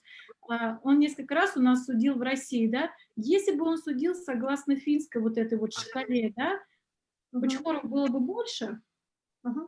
Okay, your gradings. As you said already, that in some countries, grading very good can be considered the end of the world, and the dog might be as well put to sleep because it's so horrible. While if you think about it, grading very good means that you have a very good dog with a slight faults. So in Finland, when you're judging, what criterion do you use to give grades? And for example, if you used similar grading system as you use in Scandinavia, if you used it in Russia, would you have more lower grades than excellent in your rings? So this is a hard question, yeah. Yeah. First, judging in Russia, I think I've judged POMs. I have used the similar grading that what I've used here also. So I've judged quite many times in Russia, and I think people have noticed that I don't give excellent for every dog, and especially because you have big entry, it's ridiculous that you have 100 dogs and they are all graded excellent. It's no point to have grading if they are all excellent. So I use the grading what I feel is correct, and I think my grading in Finland and Russia would be the same.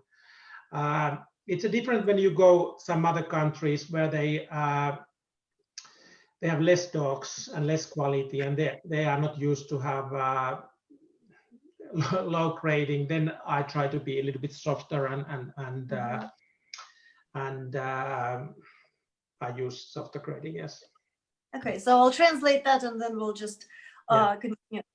Значит, в России, скорее всего, он использовал ту же самую систему оценок, что он использует в Скандинавии. В первую очередь это было вызвано тем, что было очень большое количество собак записано. То есть если у тебя записано 100 собак под него, они не могут быть все с оценками «отлично». То есть они не могут быть все без недостатков, они не могут быть все одинаково высокого качества. Но, тем не менее, скажем, вот если бы он едет судить в страну, где качество заведомо более низкой породы, представлено меньше собак, люди не привыкли к, возможно, такому жесткому типу судейства. Там он помягче будет судить, возможно. All right. And вопрос по поводу критериев спросить, нет? Да, конечно. And your criterion when you're giving excellent or very good or good, what are you using? What system do you have? I don't know if I have a real system, but I think if I have a big class of POMs, I look for the correct size, correct proportions, and decent movement. And if they have all this, it's excellent. And yeah. Something like this. Значит так, смотрите, если большой класс, да, в Финляндии, скажем, то оценку отлично, скажем, получают правильный размер, правильные пропорции и приличные движения. Мгм. Это отлично. Да. Да, все, что ниже, уже все ниже. Значит, в эти критерии у нас не вписались, и будем так говорить. Окей. Да. Ну, я не буду переводить, но я могу, конечно. Ты махай рукой. Хорошо, тогда вопрос такой, делаются ли у него в питомнике какие-то тесты по здоровью, вот, или какие-то другие тесты, да, и это является его личной инициативой, вот, заводчика, или это какие-то директивы сверху? Okay. In your breeding, do you do any genetical tests or veterinarian health tests? Is it required by the Kennel Club, or it's your own initiative that you're trying to test your dogs, if you test them at all? For the POMs, Finnish Kennel Club doesn't have any requirement. We could register the puppies without anything, but all my own dogs, all my breeding, they are eyes are checked, and the patella luxation test has been done, and that's what I do. Значит, финский кеннел-клуб не выдвигает никаких требований по поводу квалификации, значит, отбора собак с генетическими тестами какими-то или здоровьем в померанцах, но он лично свое поголовье тестирует глаза и коленки. То есть это его личная инициатива. Да, так, да. Ну и перед тем, как мы двинемся к остальному списку, да, то есть вопросов, хотелось бы все-таки от него сейчас услышать топ, допустим, 3, топ-5 собаки, неважно его разведение, не его разведение, в какое время было, клички, если это возможно. If you don't, before we're moving on to everything else, can you name a few dogs that stand out in the history of Pomeranian for you personally? That's really, really difficult because my opinion has been changed non-stop, and also some dogs which I have been loving when they are young ones, and when I see them when they are older, I don't like the dog anymore. So I have very mixed feelings. I have very big difficulties to name dogs. That's fine. Yeah. Are you sure? Yes, and also other thing is that well, in 1 year I will be judging European show also, so I don't want to name any breeders right now. Understandable. Значит, во-первых, вот вопрос такой у него вызывает смешанные эмоции. То есть, с одной стороны, он говорит, что у него даже с течением времени изменились предпочтения. Да, я вижу. То есть, говорит, что, возможно, какая-то собака нравилась раньше, потом она с течением времени перестала нравиться. Ну и плюс еще одна причина, по которой он не хотел бы обсуждать уже конкретные имена собак, потому что он будет судить чемпионат Европы в ближайшее время, там, я понимаю. Он будет в 2021 году в Венгрии, да, судить померанцев на чемпионате Европы, да. All right, so it will be in the 2021 that you will be judging European Dog Show. All right. И он не хотел бы никаких личных привязок делать. Странно, потому что я, конечно, думала, что он назовет каких-то собачек из прошлого, будем так говорить. Я не ожидала, что он назовет вот из тех, кто сейчас занимается разведением. Ну, в принципе, хорошо. Нам легче с кличками будет. Вот. Так, хорошо. Тогда двигаемся дальше. Вот за все то время, что он занимается породой, да, это уже порядка 30 лет, как я прочла. Что вот как заводчик, как практикующий эксперт, он увидел, что в породе поменялось в лучшую сторону, а что поменялось в худшую сторону? Can you talk a little bit about the changes that you've been observing over the past 30 years that you've been involved in the breed? Positive, negatives? Yeah, there has been quite a big change in okay, my experience is mostly from Europe. Of course, I've been traveling around also, but mostly from Europe. When I studied in most countries, the bloodlines came from England, and but now it has changed. I don't even remember when I have seen any English bloodlines or English dogs anywhere except in England. And by the way, I don't understand why. I was judging in England last year, and I was surprised with the quality of the dogs. So some clever breeders could maybe still import some dogs from there. Yeah, coat has changed because in the past we always had double coat. Now we sometimes have double coat. And in my presentation, the details I already give some opinion about what has changed. But okay, we have a lot of good and sound dogs still, and it's not all changes are bad. Ну, значит, по поводу изменений. Основное то, что он заметил, тенденция, да, что, ну, то есть, во-первых, он говорит с позиции европейского заводчика, в первую очередь, да, нужно иметь в виду. И то, что в Европе раньше было представлено очень большое количество английских собак и английских кровей, чего сейчас практически не осталось. И вот он судил в прошлом году в Англии и говорит, что на самом деле там очень большое количество приличных собак. Так говорит, что на самом деле, вот, возможно, каким-то заводчикам стоит обратить внимание на туда, в ту сторону. Вот, очень сильно изменилась шерсть. Если раньше почти у всех собак была двойная шерсть, да, с остью и с подшерстком, то сейчас у некоторых собак есть двойная шерсть с остью и подшерстком. Окей? Но он говорит, да, что есть изменения, говорит, но не все в плохую сторону. Окей? Так, ну и по поводу проблем, в принципе, мы перечислили. Тут, конечно, идет небольшой такой уточняющий вопрос от наших коллег из Израиля, да, какой тип лица, я так понимаю, он приветствует. Значит, Светлана, что такое flushed face? Я не знаю, что это такое flushed face?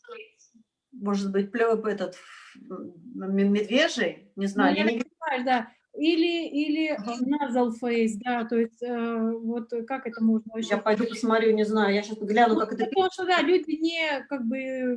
Все, я вижу, flushed или nozzle. Хорошо. We have a question from our colleagues from Israel. So one is asking, which type of the muzzle you prefer, a flushed face or a nozzle face? If you have any idea what it means. No, I have no idea. Мы тоже не знаем. So we need a translation of what it is. Так как я бываю в Израиле, я объясню, что они имеют в виду. Okay, Zarina will explain because it probably was translated from something and lost in translation on the way. Я несколько раз участвовала на выставках в Израиле, плюс там живут мои собаки. Можно так сказать, что там ведется очень большая политика от заводчиков, то, что померанец должен иметь вот эту вот короткую мордочку, да. То есть если у нас что-то чуть-чуть там идет подлиннее, да, то это, соответственно, сразу это клиент спиц, даже там неважно какого размера и какую пропорцию идет соотношение головы. Вот я так понимаю, что имеет в виду вот это вот. Какой головой больше нравится, с укороченной мордой или с длинной? Понятно, что вопрос очень легкий и простой, но люди задали. Yeah, okay. So it's an easy question, but we'll ask it anyway. So in Israel, there is a fashion or a tendency to breed or prefer dogs with shorter bare muzzles. And everything that goes outside of the standard is considered either wrong or a Kleinspitz or anything else. So, so what's right for you? Is it shorter, but?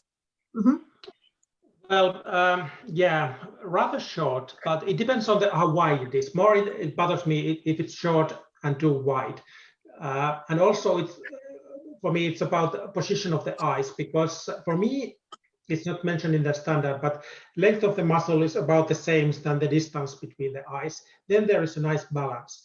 But if it's not, it's either too short muzzle or too wide set eyes, and then it looks strange. But there must be a balance, and I don't mind it if it's a bit longer if the eyes are wider also. Then. То есть тут на самом деле вопрос идет даже не то есть по длине морды, а скорее всего соотношению длины морды с поставом глаз. То есть он бы хотел видеть для сбалансированного лица, чтобы длина морды была также разницей между уголками глаза, да, внутреннего. Внутреннего, да? Да. То есть глаза должны быть при длинной морде достаточно широко поставленные, тогда получается миленькое выражение. А когда у тебя длинный нос и узко посаженные глаза, вот тогда уже выражение такое нетипичное создается. Да. Окей? Хорошо, я надеюсь, мы ответили на животрепещущий вопрос. Вот. Я думаю, наверное, конечно, не совсем так, как от нас ожидали, но хорошо. Что может посоветовать вообще начинающим заводчикам? Может быть, каких проблем им стоит вот постараться избегать? What advice can you give to beginner breeders? I think the first brood bitch where you start it's important. Some females are not brood bitches, and no point to try to become a breeder from the bad lines. So it's better to buy a better brood bitch. That's and also a little bit different thing.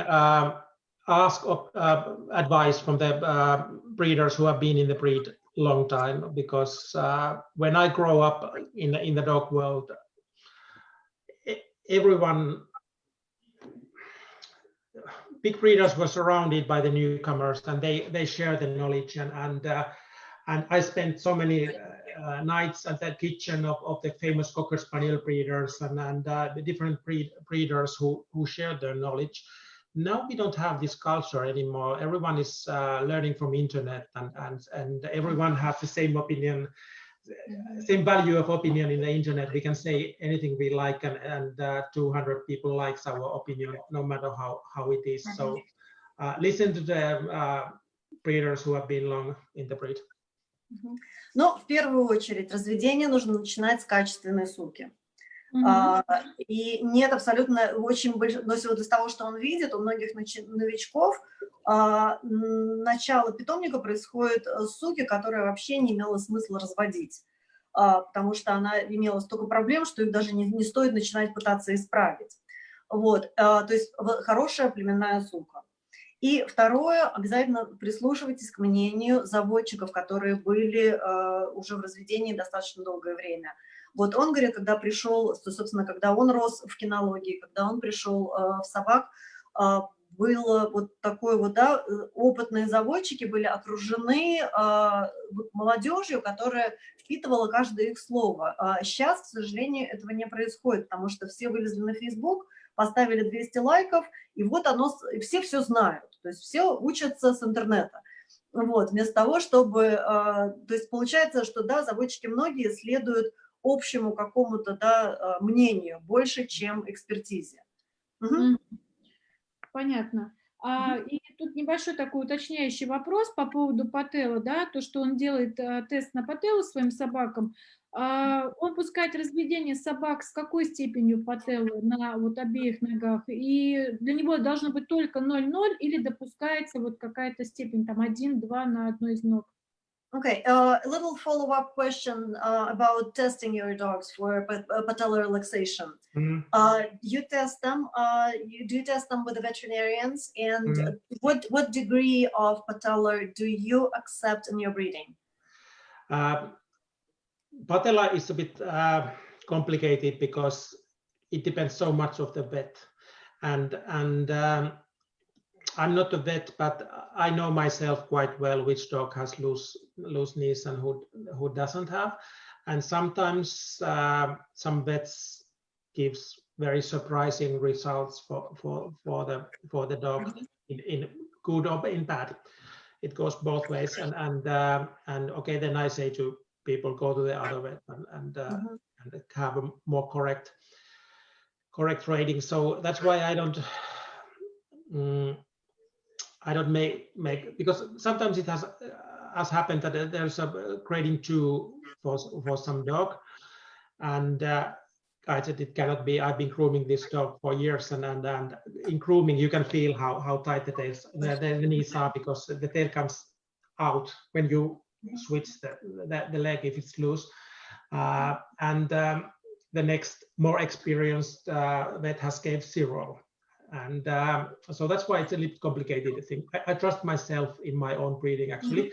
But in general, I would say 1 is perfectly fine. Quite often, which has been graded 2, they can be already quite bad. So it must be exceptional dog if I would use it has number 2 in Okay. Ну, на самом деле, с ветеринарами, с пателлой тут тоже такой вопрос на засыпку, да, потому что у разных ветеринаров по-разному, то есть они могут оценить одну и ту же собаку. И иногда оценка, она вообще-то достаточно такая, ну, неожиданная может быть. Юси сам уже, то есть вот он говорит, у него, поскольку он, хотя он не ветеринар, он проверяет своих собак сам. И он говорит, что в первую очередь в вопросе оценки колен у своих собак он полагается на себя. Вот, потому что он этих собак стрижет, он этих собак щупает, он конкретно знает, у кого что болтается, у кого коленки вываливаются, у кого коленки более прочные. Вот, но в принципе допустимая степень в разведении этой единички. С двойками он говорит, что собака должна уже быть, ну, просто выдающегося качества, чтобы пойти в разведение. Чтобы он ее, да, повязал. Да. Хорошо, надеюсь, что мы полностью ответили на этот вопрос по поводу пателлы. Но тогда двинемся к следующей нашей такой проблемной теме, это БСД, да? Вот, хотелось бы от него услышать, считает ли, что он это сейчас одна из основных проблем в породе, да? И когда вообще он впервые столкнулся с этим понятием? So I think we covered most of the main faults in the breeding of the Pomeranians. If we can move over to BSD, would you say that it still remains one of the main problems in the breed? How you came out, when was the first time you got acquainted with this problem, and your general thoughts on it? Well, I heard about the problem already in the 90s, so it's nothing new in the breed. In my country, we see more BSD dogs now than in before. But also good thing which have saved us a lot, because most of the show breeders in Finland, they are very experienced. They have been at least 20, if not 30 years in the breed. So they have been able to avoid the big problems by selecting the dogs. Ну вот из того, что он может сказать на своего мнения, своего опыта, значит, во-первых, столкнулся с этой проблемой уже в 90-х, то есть тут ничего выдающегося нового не произошло в породе. Вот, должен отметить, что в Финляндии сейчас проблема БСД стала более распространенной, чем она была раньше. Но что хорошо, что очень много заводчиков, которые вот были в породе 20-30 лет, они все-таки ведут достаточно активную селекционную работу, чтобы этот недостаток не закрепился, вернее, чтобы эта проблема не закрепилась. Так, а такой вопрос, на его взгляд, это вообще проблема генетического или приобретенного характера? Do you think BSD has a genetic link, or is it a secondary sign of some other disease? It's definitely genetic. There is a very safe bloodlines which never produce any BSD. Of course, we have other coat losses in the breed which could be caused by other problems, but they are my smaller problems. But BSD itself is definitely genetic. Он говорит, что БСД абсолютно точно это наследственная проблема. Есть, конечно, другие причины потери шерсти в породе, которые являются вторичными признаками, но они на самом деле не настолько проблематичны, как БСД само по себе. Тогда вообще такой вопрос, проводятся ли какие-то исследования вот по этой проблеме в Финляндии, и если они проводятся, то кто является их инициатором? Финский шпицклуб или просто сами заводчики? Is there any research done in Finland on BSD? And who sponsors it, who initiates it, if anything is done? Unfortunately, not really. But I must say, in our show rings, we don't really see BSD dogs so often anymore. But in the streets, I see them more. Нет, исследования никакие не проводятся. Но на самом деле, вот, возможно, причиной этому является того, что в рингах породных собак с признаками БСД, их практически они не встречаются в Финляндии. Но в то время на улицах он таких собак видит. В общем, заводчики их, будем так говорить, скрывают по своим лавкам, по всем. Так, хорошо. Потихонечку переходим к следующему тогда моменту. Вот по поводу груминга. Как он относится к последним изменениям вот в стандарте относительно груминга? What do you think of the latest changes in this Pomeranian standard in regards to the grooming, to trimming? That now it's completely forbidden. What do you think of it? It's not actually completely forbidden. Standard says that no visible signs of grooming. So we can still groom as we did earlier also for neatness, feet, ears, and a little bit the outline and shape. But I'm not against the grooming. They have always been groomed, but for some moment the grooming went too far, and I think it has been added like this.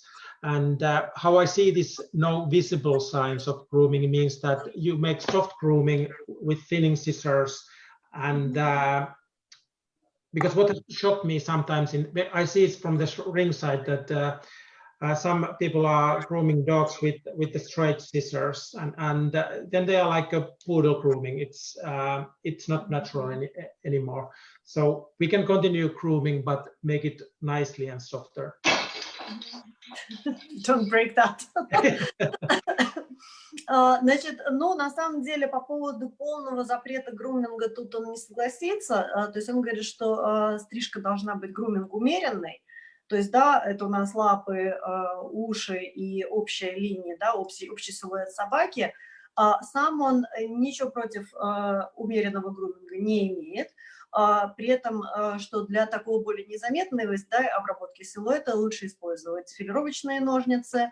Вот, в то время как он видит, что есть грумеры, которые для стрижки используют прямые ножницы. И тут уже, да, стрижка у нас получается такая, как стрижка пуделя, что для шпица, на его взгляд, неприемлемо. Ну да, я даже помню, что у него был такой прям серьезный пост, в котором он писал о том, что каждый, кто сейчас взял ножницы в руки, сможет идти и там вперед проповедовать что-то, как кому и стричь, собственно говоря.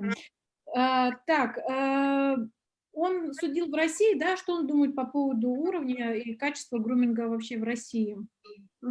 When you were judging in Russia, what do you think of the quality of dog grooming and trimming in Russia, on Russian dogs? My last show in Russia was Eurasia a year ago, 19.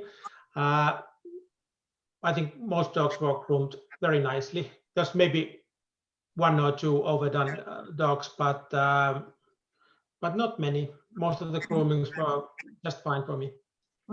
Но на самом деле, говорит он, когда был последний раз, особенно в 2019 году, говорит, что в принципе груминг был на высоком уровне, не навязчивый. Вот, было несколько собак, которые были излишне сделаны, излишне застрижены, но в принципе общий вот уровень его не... Отлично. А что касаемо груминга в Финляндии, он отличается от российского? И есть ли какие-то там правила или рекомендации от шпицклуба Финляндии вот, относительно груминга? Может быть, что-то у них под запретом? Is there any specifics in regards to the Spitz grooming and trimming in Finland? Is anything forbidden or everything is in? Are there any recommendations from the Kennel Club or Spitz Club? We don't have special recommendation. It's only what standard says. I think some Finnish exhibitors are grooming a little bit too much. And not in talented way. I don't mind grooming if it's not so obvious and not so visible, but when it's badly done, I see all the lines of the grooming, and that's not good. So we have also some overgroomed dogs here. But also there is forbidden to use product, as far as I remember. Yeah, the hairspray. Yes, yes.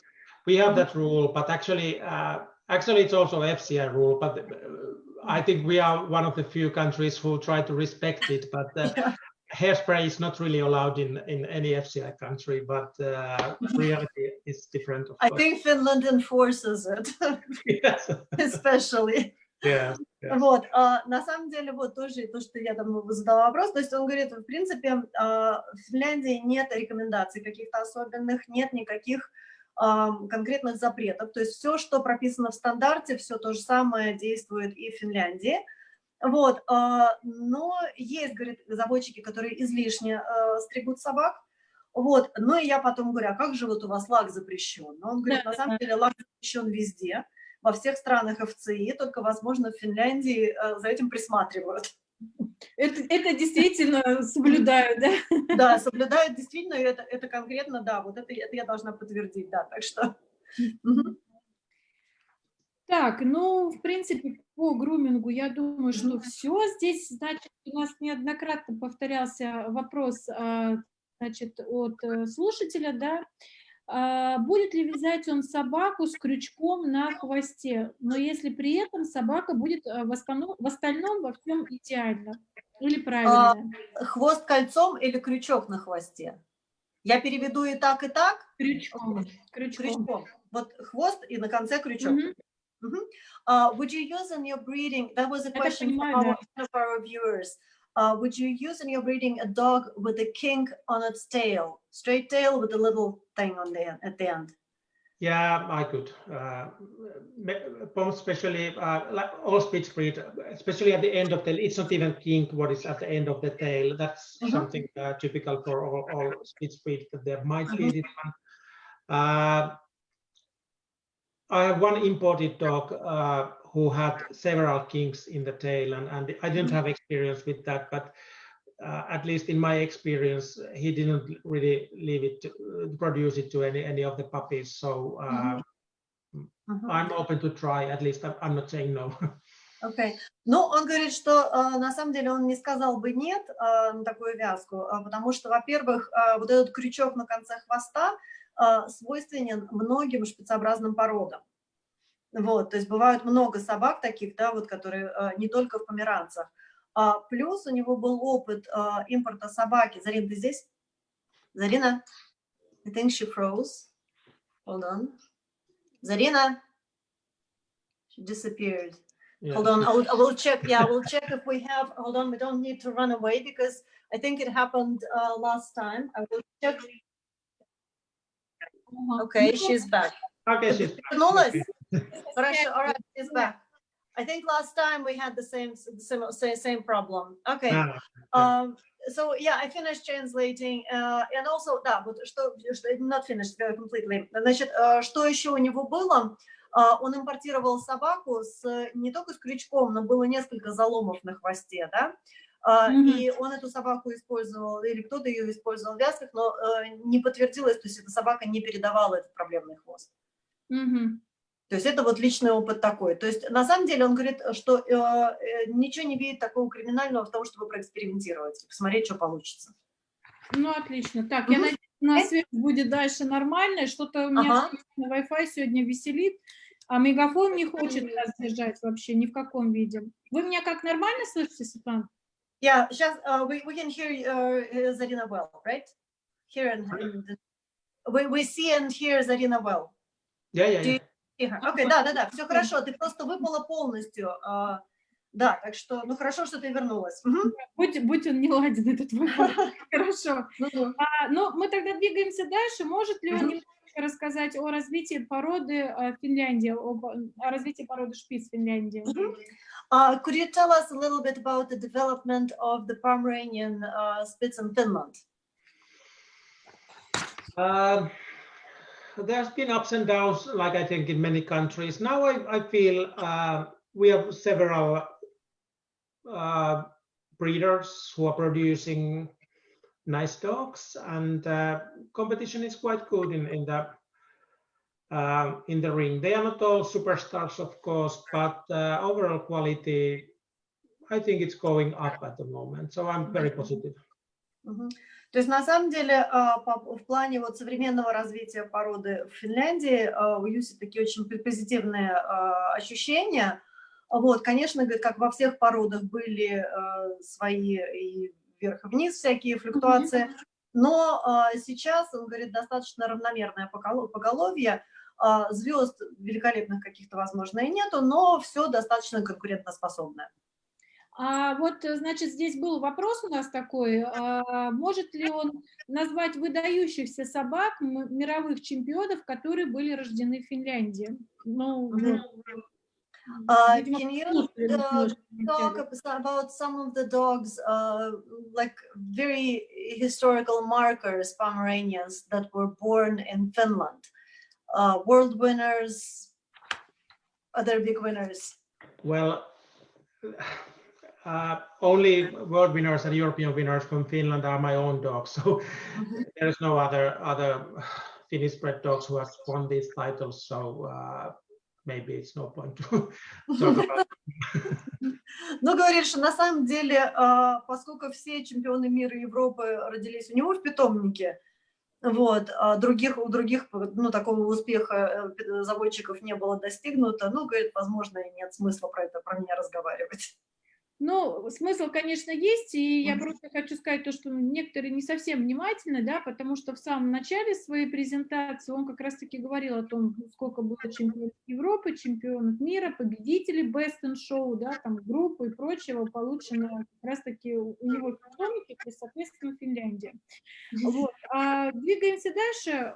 Насколько я знаю, сейчас Юси является президентом финского шпицклуба. Вот. Как долго он занимает эту должность? И может он что-то немножечко рассказать вообще о клубе в целом? All right. Now we're moving on, and we would like to speak a little bit about the Finnish Spitz Club. We know that you're president of the Finnish Spitz Club. How long have you had this position? Can you talk a little bit about your responsibilities in the club? Yeah. Actually, first I must say we have a little bit complicated system because for the historical reasons, the German Spitches, they belong to 3 different clubs. We have Gesons have their own club, and then we have one big club where belongs Mittelspitz and Crosspitz, and then Pomeranian and Kleinspitz, they are part of the toy breed club. I'm the chairman of the toy breed club, so we don't have one Spitz club only. They are in 3 different breed clubs. Okay.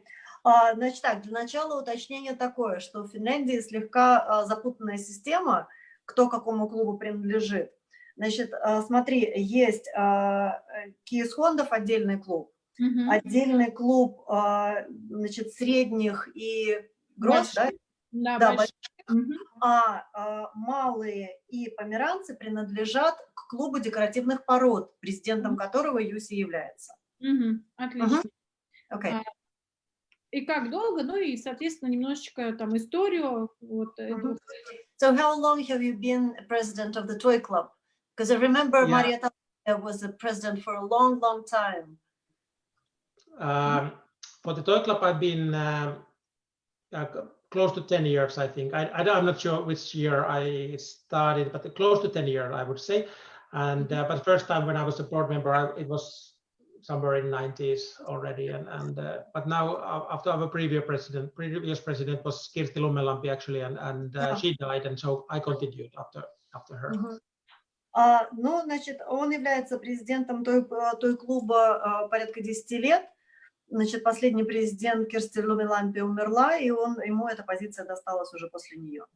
Но членом клуба он был уже с начала 90-х. С начала 90-х, да? А что входит в его обязанности, вот как президента этого клуба, да? Ну и вообще на какой срок в целом избирается президент?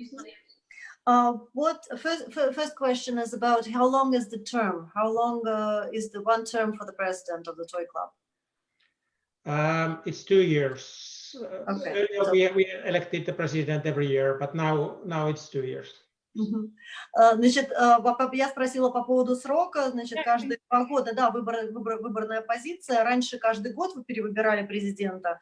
но потом вот сейчас внесли исправление, что каждые 2 года. Вот. And what are your responsibilities as a president of the toy club? Of course, general management, but beside that, it's judges education. Значит, во-первых, это общее управление и, естественно же, образование экспертов, обучение экспертов. Так, ну это мы про обязанности, да, поговорили. Да. Так, а какие вообще в целом цели и задачи стоят перед клубом? So, what are the main goals of the Finnish toy club, toy breed club? We decide them because Kennel Club doesn't decide the rules for the breeding. It's the breed clubs who decide which kind of health tests are required. Some of our, because we have also breeds like French Bulldog and these kind of things, and for them we require some other health tests before they can be registered. So that is part of the thing, and one big task is judges education. We have I think 26 breeds in our club, and we educate all the judges from Finland for this. For those breeds. Значит, в клубе состоит 26 пород, и ответственность клуба, значит, во-первых, это регулирование тестов здоровья, которые необходимы для разведения этих пород. Потому что финский кеннел-клуб этим не занимается, этим занимаются породные клубы. И поскольку помимо померанских шпицов, значит, в этом клубе состоят также породы, такие как французский бульдог, которым необходимы очень специфические тесты для допуска в разведение, значит, клуб занимается этим. И, естественно, это образование экспертов и сертификация экспертов по вот этим вот 26 породам, которые состоят в клубе. Отлично. Так, ну, я тогда так понимаю, как много членов у клуба и что входит в их обязанности, тоже вот хотела бы немножко объяснить. How many members does the club have? Our toy club, we are kind of a club of the clubs. So all our breeds have their own club under us. We are the managing body of the smaller clubs. But in total, we have around 4,500 members. But this is clubs and individuals, or just the clubs? No, clubs are something like 20 clubs, and that includes something like 4,500 individuals. Значит так, получается, да, той клуб это как зонтик для других клубов. Вот этих вот других клубов порядка 20. И количество членов, вот, членов, которые состоят в этих вот подчиненных маленьких клубах, около 4,5 тысяч. Около 4,5 тысяч. Ну, по поводу прав и обязанностей, что-то может он рассказать их? The members of the club, what are their responsibilities, if we're speaking about people? Well, they don't have much responsible. They pay the fee, annual fee. Well, I think we arrange the breed specialty, but we don't have much responsibility for the club members. They are the members to get the lower entry fee for the kennel club and to receive the information and these kind of things. So it's more of the club's responsibilities to the members. Yes. Sounds like it. На самом деле говорит, что у членов обязанностей как таковых нету, кроме оплаты членских взносов. Вот. А так их обслуживает клуб. Клуб, значит, если ты состоишь в клубе, то тебе дешевле регистрация на выставке, идет уже помощь с оформлением документов, то есть клуб организует выставки. Вот, то есть на самом деле обязанности больше у клуба, чем у его членов. Хорошо, по поводу прав тогда небольшое уточнение. Допустим, если какое-то проводится судьбоносное решение для породы, да, то принимают ли вот в принятии, вот в согласовании этого решения и члены клуба, или это только проводится каким-то избранным кругом? Вот это я сейчас спрашиваю не относительно той клуба, а вот именно того клуба, где президентом является он. Okay, the question is as follows. For example, if the club accepts some major decision that affects the breed, do members get the chance to vote on this decision or participate in the discussing this decision, or is it only happening within a small circle of people? No, the members, they can vote because, for instance, these registration rules, if we plan to make the rule for some health test or that kind of things, they are always the topics in our annual meeting once a year before we send them to Kennel Club, and all the members are welcome to come there and give their opinion and vote also if there people are against or for it. But we're talking now about Toy Breed Club and representation of those 20 clubs in this annual meeting, because you possibly cannot have a meeting for 4,000 people. No. But so, first, when they get the, first we ask also from the clubs who are under us, and they have their own annual meeting, and they first decide there. And if they agree, they have a majority already there, then they send the question for us, and we decide it in our annual meeting. But it's open for all our members, our meeting also. But of course, it's mainly the clubs who are in our meeting, annual meeting, but it's open for other people also. Sometimes there is some just normal members who are not presenting clubs only. Окей. Значит, вот все эти судьборешающие вопросы начинают, то есть истоки, они происходят в самом низу, да? То есть вот эти вот 20 клубов, которые состоят в клубе той пород, который президентом является Юси, значит, у них на повестке дня с их вот этими физическими членами вносятся вот эти вот изменения. Голосование происходит на уровне сначала членов физических, а потом уже эти вопросы решаются на уровне ежегодного собрания, собственно, представителей всех клубов, которые уже съезжаются на общий. Но, тем не менее, вот в этом ежегодном собрании той породного клуба могут принимать участие просто простые люди. Но голосование происходит, да, по представительству. То есть в любом случае у нас получается то, что в каких-то там решениях, да, учитывается мнение не только, допустим, президиума, будем так говорить, да, но и всех остальных членов клуба, да, то есть тех, кто у нас является. Я правильно понимаю? Да, so when some specific decision is made, the opinion of the general people is, of course, considered. Yes. They have to begin voting on the lower level. Yes. Okay. Да, конечно. То есть голосование начинается на уровне физических членов.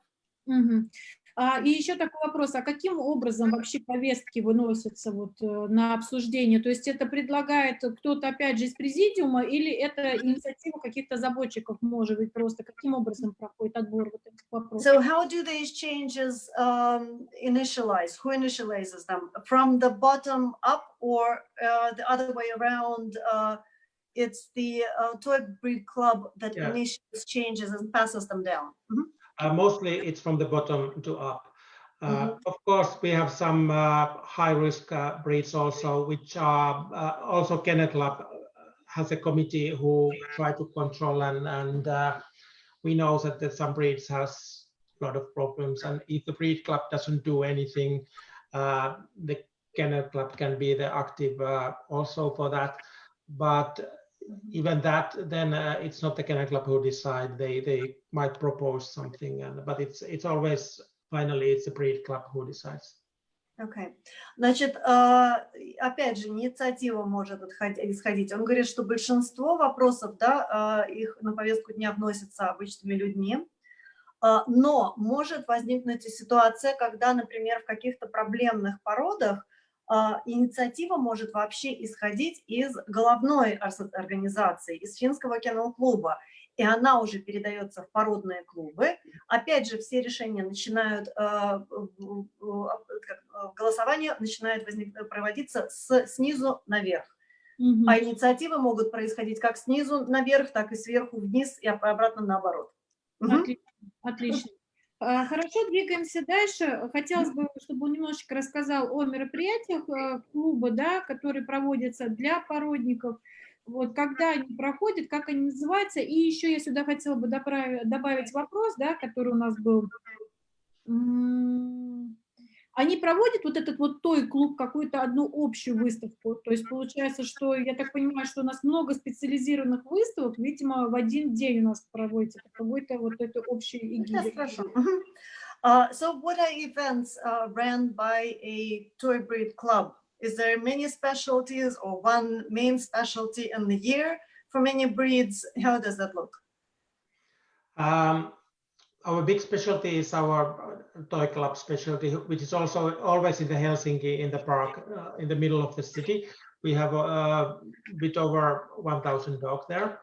And but some of our breeds, they always have their own specialty, which are, of course, much smaller.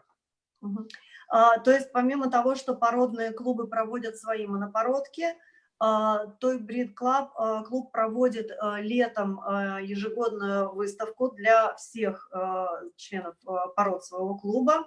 Это проходит летом в парке в Хельсинки. На самом деле очень красивое место, я там была. Порядка 1000 собак у них принимают участие в монопородке. Отлично. А племенные смотры проводятся? Здесь подсказывает тоже вопрос. Are there any other matches or events for breeders, for puppies? Да, выводки щенки. Я тоже хотела. Hello? Yeah. Okay. So besides the specialty, are there any matches or puppy shows organized? Not for one breed. We have all breed puppy shows, but they are nothing to do with the breed clubs or any specific breeds. But it's basically their own specialty only. Нет, вот проходит вот эта монопородка, а вот эти щенячьи выставки, это проводят уже в рамках декабрьских выставок финский кинолит. Хорошо. Может ли он рассказать, каким образом происходит выбор эксперта на вот какие-то специализированные выставки, да, и за какой срок озвучиваются эти эксперты? So who makes a decision about the judges for the specialty, for the summer specialty? And how long before the show the list of judges is published? For our big specialty, it's the show committee and me who plan. We have only toy specialists in our show, and okay, for POMs we don't have breed specialist every year because it's a little bit impossible to find every year the new one. But if it's not the POM specialist, we always have someone who is some kind of connected with the breed, and that goes with the other breeds also. We have always some famous older judges who have been judging for 50 years, and then we have a new breed specialist, but always toy specialist. Ну, значит, выбирает, вернее, решение по подбору экспертной комиссии принимает оргкомитет во главе с Юси. И, значит, для вот этой монопородки летней, как правило, приглашаются специалисты, породники по декоративным породам. С померанцами немножко сложнее, потому что специфика чуть-чуть такая вот узкая, да, поэтому каждый год специалиста-породника у них не может быть, но, в принципе, это имеет отношение ко всем остальным породам тоже. Но стараются подбирать также, приглашать экспертов, которые были очень долгое время в своей работе, в своей сфере, или же приглашают также и новых экспертов. Так, но озвучивается это все сильно заранее, да? Я так понимаю. What time in advance is the judges selected for the next year? We publish the list about 6 months before the show. То есть список судейской комиссии опубликовывается примерно полгода до выставки. Полгода до выставки. Хорошо.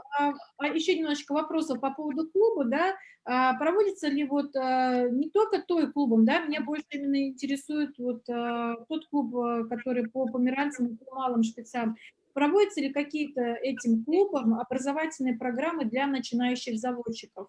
Так вот, померанцы там и находятся в той клубе. Я понимаю, но Отдельного клуба нету. Я сейчас уточню еще. да, как-то отдельно это проводится, или это вот только от той клуба вот для всех пород, пожалуйста, для всех начинающих? So is there anything special for the Pomeranians? Something that ran separately only to Pomeranians, maybe educational programs or specialties or anything else? Now 2 years Pomeranians have had their kind of own specialty arranged by their own club. They decide their own judges also.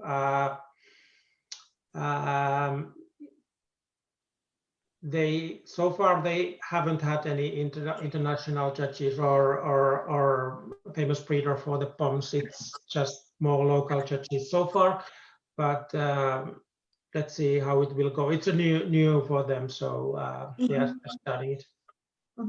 Хорошо, вот, значит, я теперь поняла. Значит, Померанский клуб 2 года, говорит, организует их отдельную выставку, потому что они решили, что им тоже нужно свою проводить. Вот, они приглашают судей пока местного значения, то есть иностранных экспертов не было. Вот, ну, говорит, посмотрим, как у них там дальше пойдет, потому что они, говорит, начали совсем недавно этим заниматься. Так, хорошо. А по поводу семинаров, что-то обучающих программ для начинающих заводчиков? Are there any educational programs for the beginner breeders in Pomeranians? We arrange seminars every now and then. It's not even every year, but okay, it has been more often nowadays. Earlier we didn't really have anything from the breeders, but now breeders have been requesting. Sometimes we have some topics. It can be for something which is common from several breeds, or it can be very specific for one breed. But yes, we have some seminars. То есть сейчас, да, уже начали организовывать семинары.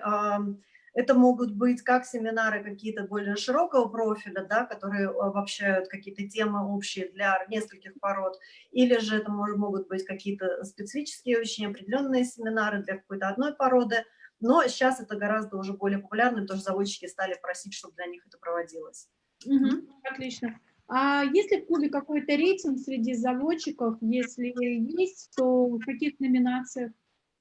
Is there any rating for top breeders in the toy club, or is there something separate for Pomeranian club? Yeah. What do they award for? Yeah, Pomeranian club is awarding. They make top 10 list of the individual Pomeranian, and they have top breeder list, top from stud dog list, and also the top veteran list. То есть похоже, да, система к общенациональной, всепородной. Померанский клуб награждает топ-10 собак, топ-заводчика, топ-питомник и топ-ветеранов. Так, и еще такой вопрос по поводу экспертов. Принимает ли клуб участие в аттестации новых экспертов по породе шпиц? Если да, то каким образом? You mentioned that the club is taking part in judges certification. How does it happen? Our system, when you are already judging some breed and you want to make a new breed, then where the breed club steps in, because when we study a new breed, you must take part of the lesson first, which is arranged by the breed club. So for POMs, it's basically me who is making the lesson for the new candidates. After that lesson, they must go to the shows and follow, kind of rehearse the judging with experienced judge. And then we have the final exam for them. It's 2 examinators, normally me and another one who is nominated by the breed club. We are the examinators, and the candidates, they judge, let's say 7 Pomeranians. They write the critics, they make the grading and the order of the POMs, and we read them, and we decide if they are qualified to judge this breed or not. Значит, да, система сертификации экспертов отдана в руки породных клубов. То есть он уже это сказал, что это не является одной из важных ответственных, то есть одной из сферой ответственности породного клуба. Значит, когда человек уже стал судьей в рамках финского киноэлита, решает открыть новую породу, тут он попадает в руки породного клуба, который, собственно, организует, во-первых, процесс обучения, а потом процесс экзаменации. Значит, обучение каждый должен пройти, значит, урок по породе, потому что, ну, чтобы специализироваться в породе, нужно обучаться у ее знатоков. Значит, сначала проходит обучение, потом будущий эксперт стажируется в рингах, и потом, значит, принимается у него экзамен. Экзамен принимают 4 человека, насколько я поняла, 2 представителя киноэлита, 1, собственно, Юси, и 4-й человек – это представитель породного клуба. И экзаменирующийся эксперт должен отсудить 7-8 собак, написать описание, расставить их, и уже экзаменационная комиссия читает описание и принимает решение, готов ли человек судить данную породу. Ну вот, а у нас в России жалуются на то, как открывать новые породы. Мне кажется, у нас это вообще просто детский лепет по сравнению с тем, что... У них очень интересная, на самом деле, система образования экспертов. Вот, поэтому можно, если у вас какие-то дополнительные вопросы, я думаю, интересно позадавать. Да. Спрашивает. Ну, по поводу позадавать, да, то есть по судейству, и вот поэтому тут, в принципе, ничего особо не задали. Единственное, что спрашивали, проводятся ли какие-то семинары, да, для вот у нас для экспертов, которые начинающие, уже практикующие по породе. Is there any additional education for the practicing judges or for new judges in the breed? Well, it's a lesson, and we have also kind of illustrated standard which we make for the candidates, which they can read and study. Mm-hmm. It's a standard and explained standard how we see it,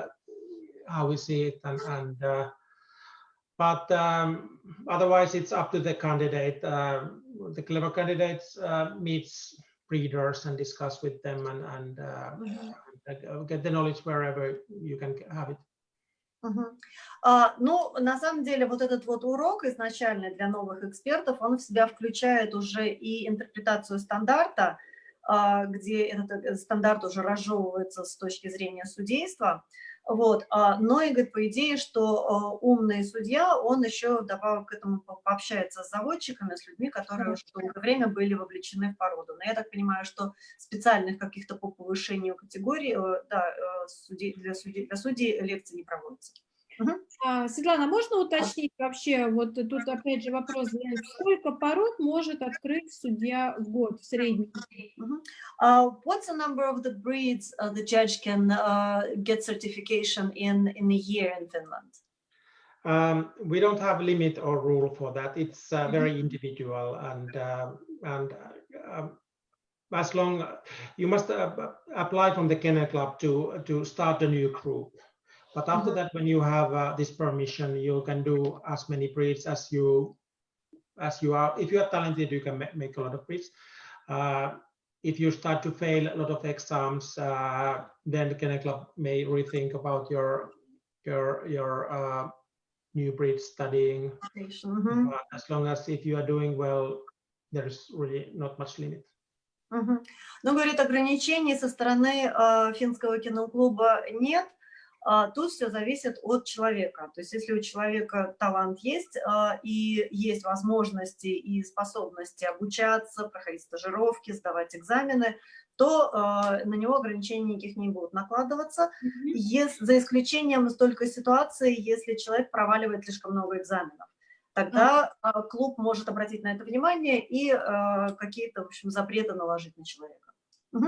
Да, и еще один уточняющий вопрос по поводу специализированной выставки. Вы, Светлана, сказали, то, что 2 года, как они, да, стали проводить именно своего клуба. Когда вот она проводится? Какие там числа, там, время, может, месяц? All right, there is a question online as well about the Pomeranian breed specialty. When you said that it's been running only for the past 2 years, but when does it happen? they don't have permanent time for that, because the first time it was, I think it might have been February, and this year it was supposed to be in June, but of course it will not happen because of this coronavirus thing. So I think every year they decide when it will be. То есть на самом деле привязки к срокам особенной нету. В прошлом году это был февраль, в этом году должна была монопородка померанцев состояться в июне, но в связи с ситуацией с вирусом, значит, эта выставка, видимо, будет перенесена или отменена, но решения по принятию по срокам даты проведения этой монопородной выставки принимаются ежегодно. Хорошо. Так, и вопрос еще. Допустим, если возникает жалоба на судейство вот по породе, да, допустим, там померанский шпиц или малый шпиц, принимает ли вот участие клуб в рассмотрении этой жалобы? So, for example, if there is a complaint on a judge while judging Klein or Pomeranian Spitz, does the Toy Breed Club participate in the hearings? Normally, no. If there is a complaint, they go to our Show and Judges Commission, which is a Kennel Club committee, which actually I'm the part of the member of that one also. But normally the complaints go there, and we might send this question to the judge, who is, and he can answer for that. But it's not really, the Breed Club is not involved. Okay. То есть его клуб, собственно, то есть в компетенцию Toy Breed клуба не входит рассмотрение жалоб на экспертов. Жалобы на экспертов поступают сразу же в судейскую комиссию, которая находится в юрисдикции Кеннелита, Финского кеннел-клуба, в который он тоже входит, в этот комитет, но не как президент Toy Breed клуба. Вот. То есть это две раздельные организации и разные, то есть вот слушания по поводу экспертов происходит все в головной организации. Хорошо. Ну, я не знаю, тут еще такой небольшой вопрос у нас от слушателей, да. Приходилось ли ему встречаться с заболеваниями сирингомелия и гидроцефалия? И можно ли увидеть у щенка признаки этого заболевания? Так, по поводу гидроцефалии я сейчас спрошу, второе ты мне это конкретно, потому что я даже не знаю, что это такое. Если честно, не Have you ever encountered hydrocephalic heads on the Pomeranian? And какое еще второе? Серия? Сирингомелия. And syringomyelia, I don't even know what it is. But hydrocephalic, а пусть они сирингомелию это объяснят. Ну вот хотела да, поднять, потому что я тоже прочитала, не совсем поняла, что это такое.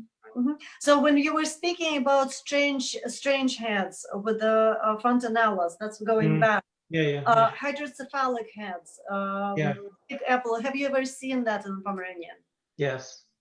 Was it your experience, or was it just something that you encountered as a judge, or can you tell us a little bit? I have, or if that's okay. In my own breeding, I have had it maybe once or twice. They have been very unhealthy dogs which have died very soon, and but in rings I have seen sometimes also, but they look abnormal. They don't look normal. Но говорит, что у него в его личном в раннем разведении была пара опытов, когда рождались щенки с гидроцефалией. Вот, эти щенки очень быстро умирали. Вот, но и в рингах он видит собак с такой вот с синдромом, да, гидроцефалии. Ну, в общем, выглядит это ненормально. Хорошо. Так, осталось буквально несколько вопросов. We have few more questions. Please bear with us. Во времени, как он меня просил, значит, 2-3 часа. Он судит померанцев, ну, помимо все равно Финляндии, да, еще и в других европейских странах. Может ли он сказать, где он увидел наиболее стабильное качество вот, собак вот, по поголовью? You've been judging Pomeranian Spitz all over Europe and in other countries. Can you say in which countries you saw the most stable quality breed representation?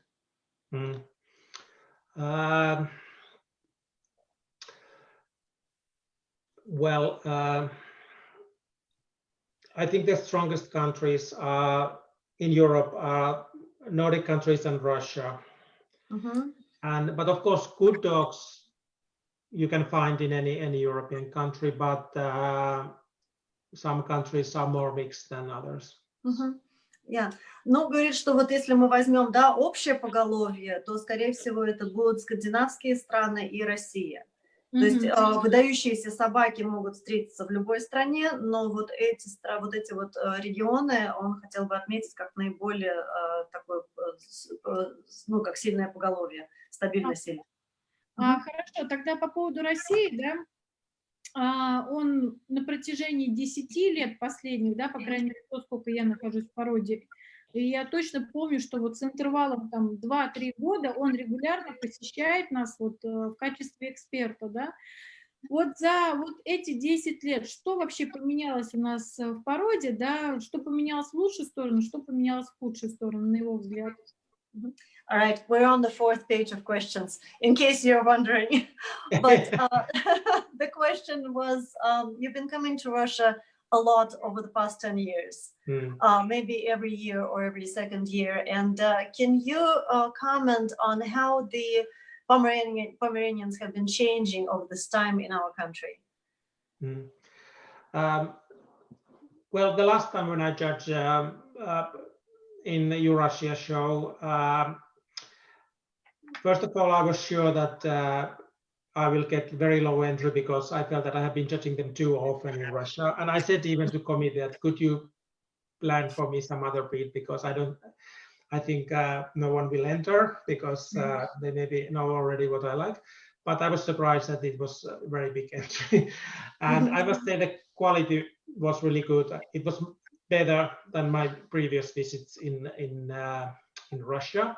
So in my view, either they have been progressing in good way, or they have been selecting the dogs which I might like more. I don't know which is truth, but anyway, I enjoyed my last visit a lot. Окей. Ну, говорит, особенно вот если взглянуть на последний приезд в Россию в прошлом году на Евразию, во-первых, он был уверен, что очень мало собак под него запишется, потому что судил он действительно много, часто, и говорит, что, ну, даже он оргкомитету выставки сказал, что, может, мне какую-нибудь другую породу уже дайте, потому что, говорит, люди просто не будут под меня ходить, потому что они конкретно знают, что мне нравится. Но и говорит, тем не менее, было большое очень количество собак, и количество собак его очень приятно удивило. И тут может быть два вывода. Один вывод, что или качество собак значительно улучшилось в России с момента его предыдущего визита, вот, или же заводчики все-таки наловчились предугадывать, что ему больше нравится, и выбирают собак, тех, которых записывать под него. То есть тут сложно сказать. Ну, вообще хорошо. Но я думаю, конечно, последнее точно нельзя скидывать. Я как человек, который, в принципе, заводчик, да, который выставляется, конечно, действительно понимаю, что под какого эксперта есть смысл вести.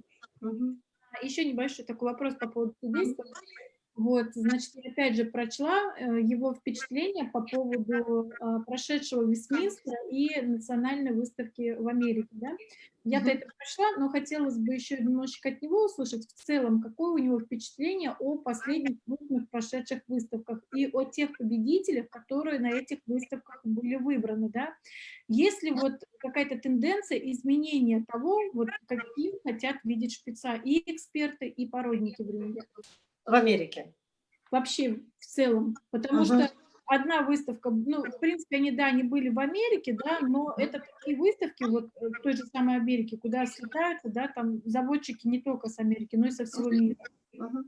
All right, Zarina tells me that online she saw some of your comments on Westminster and National Pomeranian Specialty in America. And can you comment, looking at the dogs that you saw there, how Pomeranian has been developing? Because I said, do you mean only in the United States? And no, Zarina says that apparently there are entries from all over the world that come to those shows. Can you talk about that? Can you comment on some of the winners, some of the tendencies that judges would like to see? I especially watched them a specialty before the Westminster, and most of the dogs were very correct, which was happy to see, because I think 15 years ago there was in America had a lot of dogs who are too extreme for me in many ways, and this year I felt that the development has gone there more back to basics, and also in specialty, especially the selected dogs were really good breed type, and it made me happy. Ну вот он хотел бы отметить особенно выставку монопородку, которая прошла перед Вестминстером. Вот, и вот там особенно даже собаки, которые были просто отмечены наградами, вот, произвели на него очень положительное впечатление, потому что, говорят, то, что происходило в рингах, там, скажем, 15 лет назад, собаки были экстремальные слишком для него во всех отношениях. Прям вот 15 лет назад он, да, Светлана сказал? Да.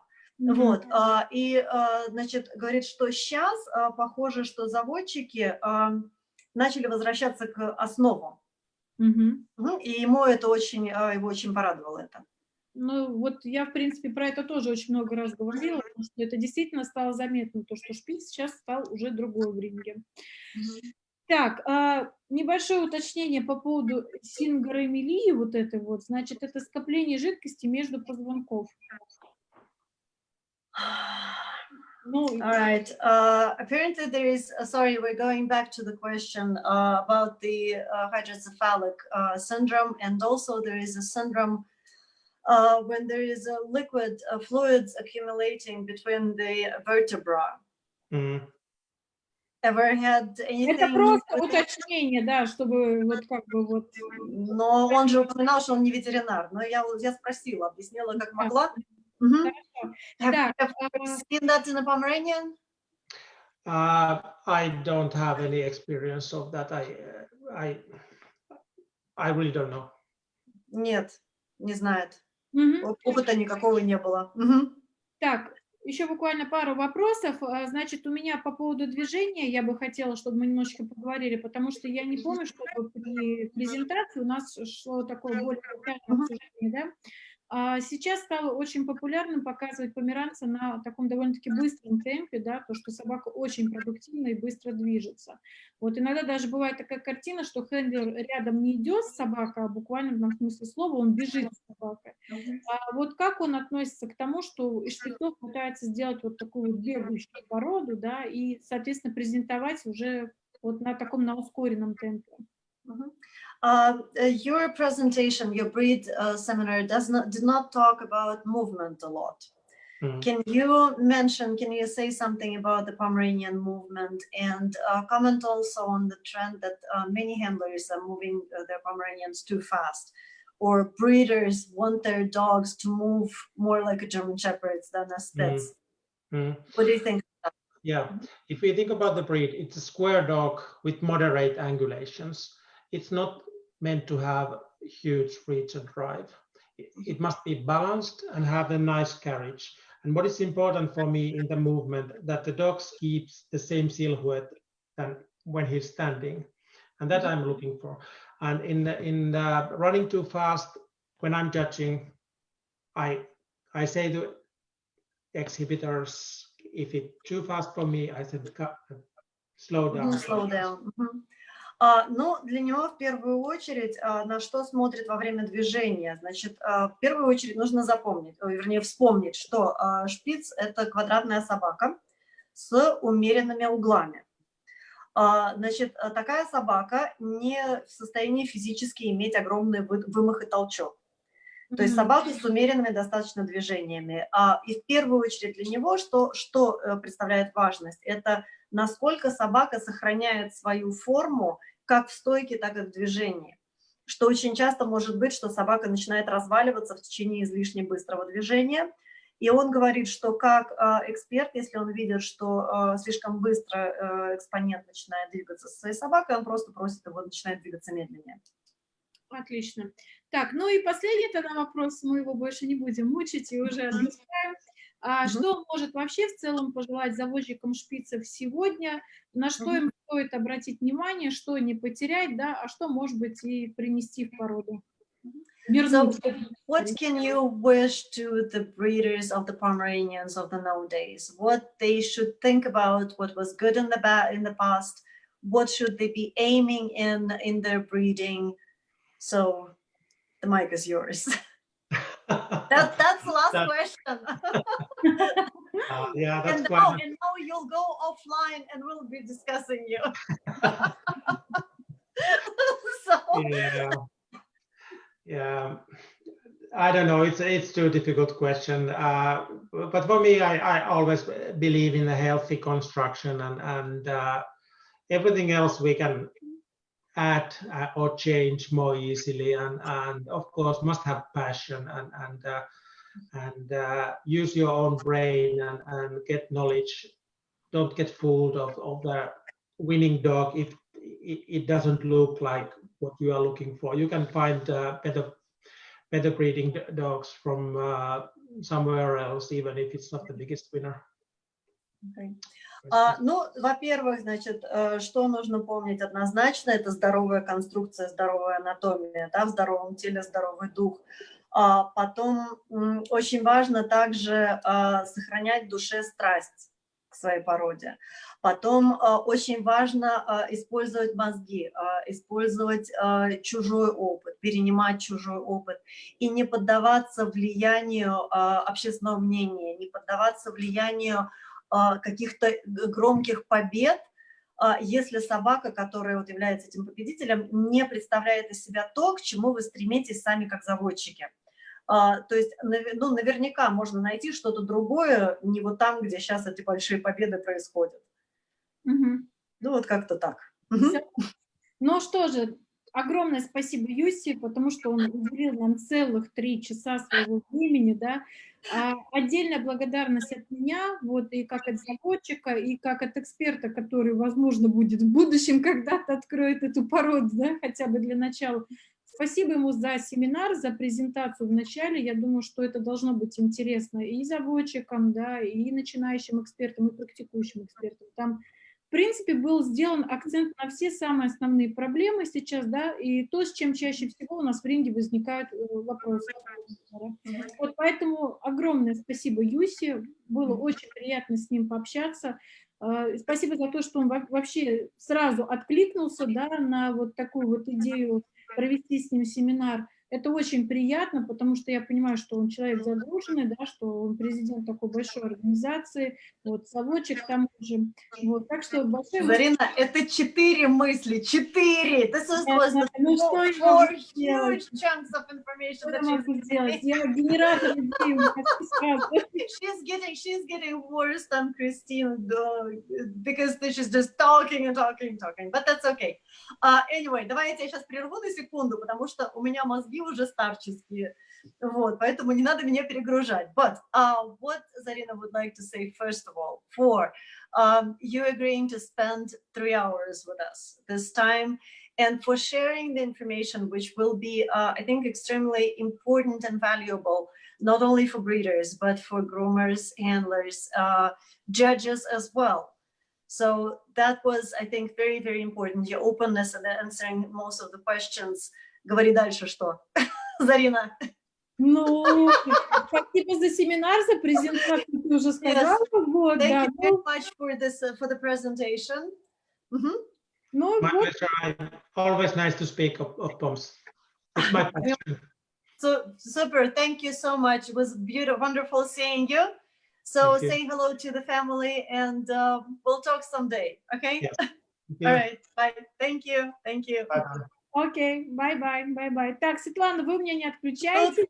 Я тут. Да. Отключай. Okay. Okay. Bye. Thank you. Так, ну что, очень все неплохо. Нет, Светлана, подождите, мы еще пока на Фейсбуке. Я вижу, я это тут. А что-то у меня тут происходит. Ну что, у нас закончился, я уже не помню, какой по счету, по-моему, 10-й, да, получается, прямой эфир. Вот, ну, действительно, огромное Твой, наверное. Ага, да. да, огромное спасибо Юсе, да, потому что, вот еще раз скажу, то, что уделил и время, и внимание, и, в принципе, очень открыто ответил. Вообще это меня очень радует, что никто не зажимается, не ужимается, все отвечают действительно корректно, открыто и примирительно. Вот, я надеюсь, что было интересно. По поводу расписания оставшихся других, точнее, прямых эфиров, я скажу немножечко попозже, то есть все это будет обязательно опубликовано в группе. Вот, там планируется, опять же, в основном у нас прямые эфиры с иностранными экспертами, вот, и заводчиками. Вот, то есть, ну, будем так говорить, все будет вывешено в группе, все будет попозже. Так что всем большое спасибо за внимание, все, кто с нами продержался до самого конца. Вот, Но если... мы шлифуем мастерство, мы уже не по 5 часов здесь висим, на мой взгляд, мы очень быстренько все прям вот так вот идет. Да, учитывая то, что сегодня еще была презентация, да, ну вот на самом деле, казалось бы, вот очень простая презентация, там буквально 10-15 картинок, но он действительно прошелся, я считаю, что по самым основным проблемам, и действительно все расписал. Поэтому у меня порядка 10-20 вопросов, они, в принципе, вылетели сразу в его презентации. Потому что... Да, однозначно. Вот. И, на мой взгляд, конечно, бы картинок побольше, вот, потому что вот люди такого уровня, я думаю, у них есть доступ к материалам, которых сейчас нет нигде, ни в интернете, потому что все они начинали работу в самом начале, собственно, когда зарождался интернет, а все это было в принципе, по-другому. опять же, Светлана, понимаете, он показал фотографии там 50-60-летней давности, да, я считаю, что это уже очень большой такой толк, потому что, во-первых, да, это многим было показано, то, что шпиц как выглядел 50-60 лет назад, да, у людей есть возможность сравнить с тем, что ходит сейчас у нас в ринге, да, с тем, что мы сейчас продаем, позиционируем на том же самом Фейсбуке, да. Спокойно. Да, поэтому, конечно... Ласковее. Да, я бы не хотела сказать то, что все, ребят, все, бросаем курить. Нет, однозначно. Но очень много мы действительно потеряли, да, и очень верный он момент, кстати, сказал по поводу глаз. И я вот делаю такую, знаете, это coming out, будем так это говорить.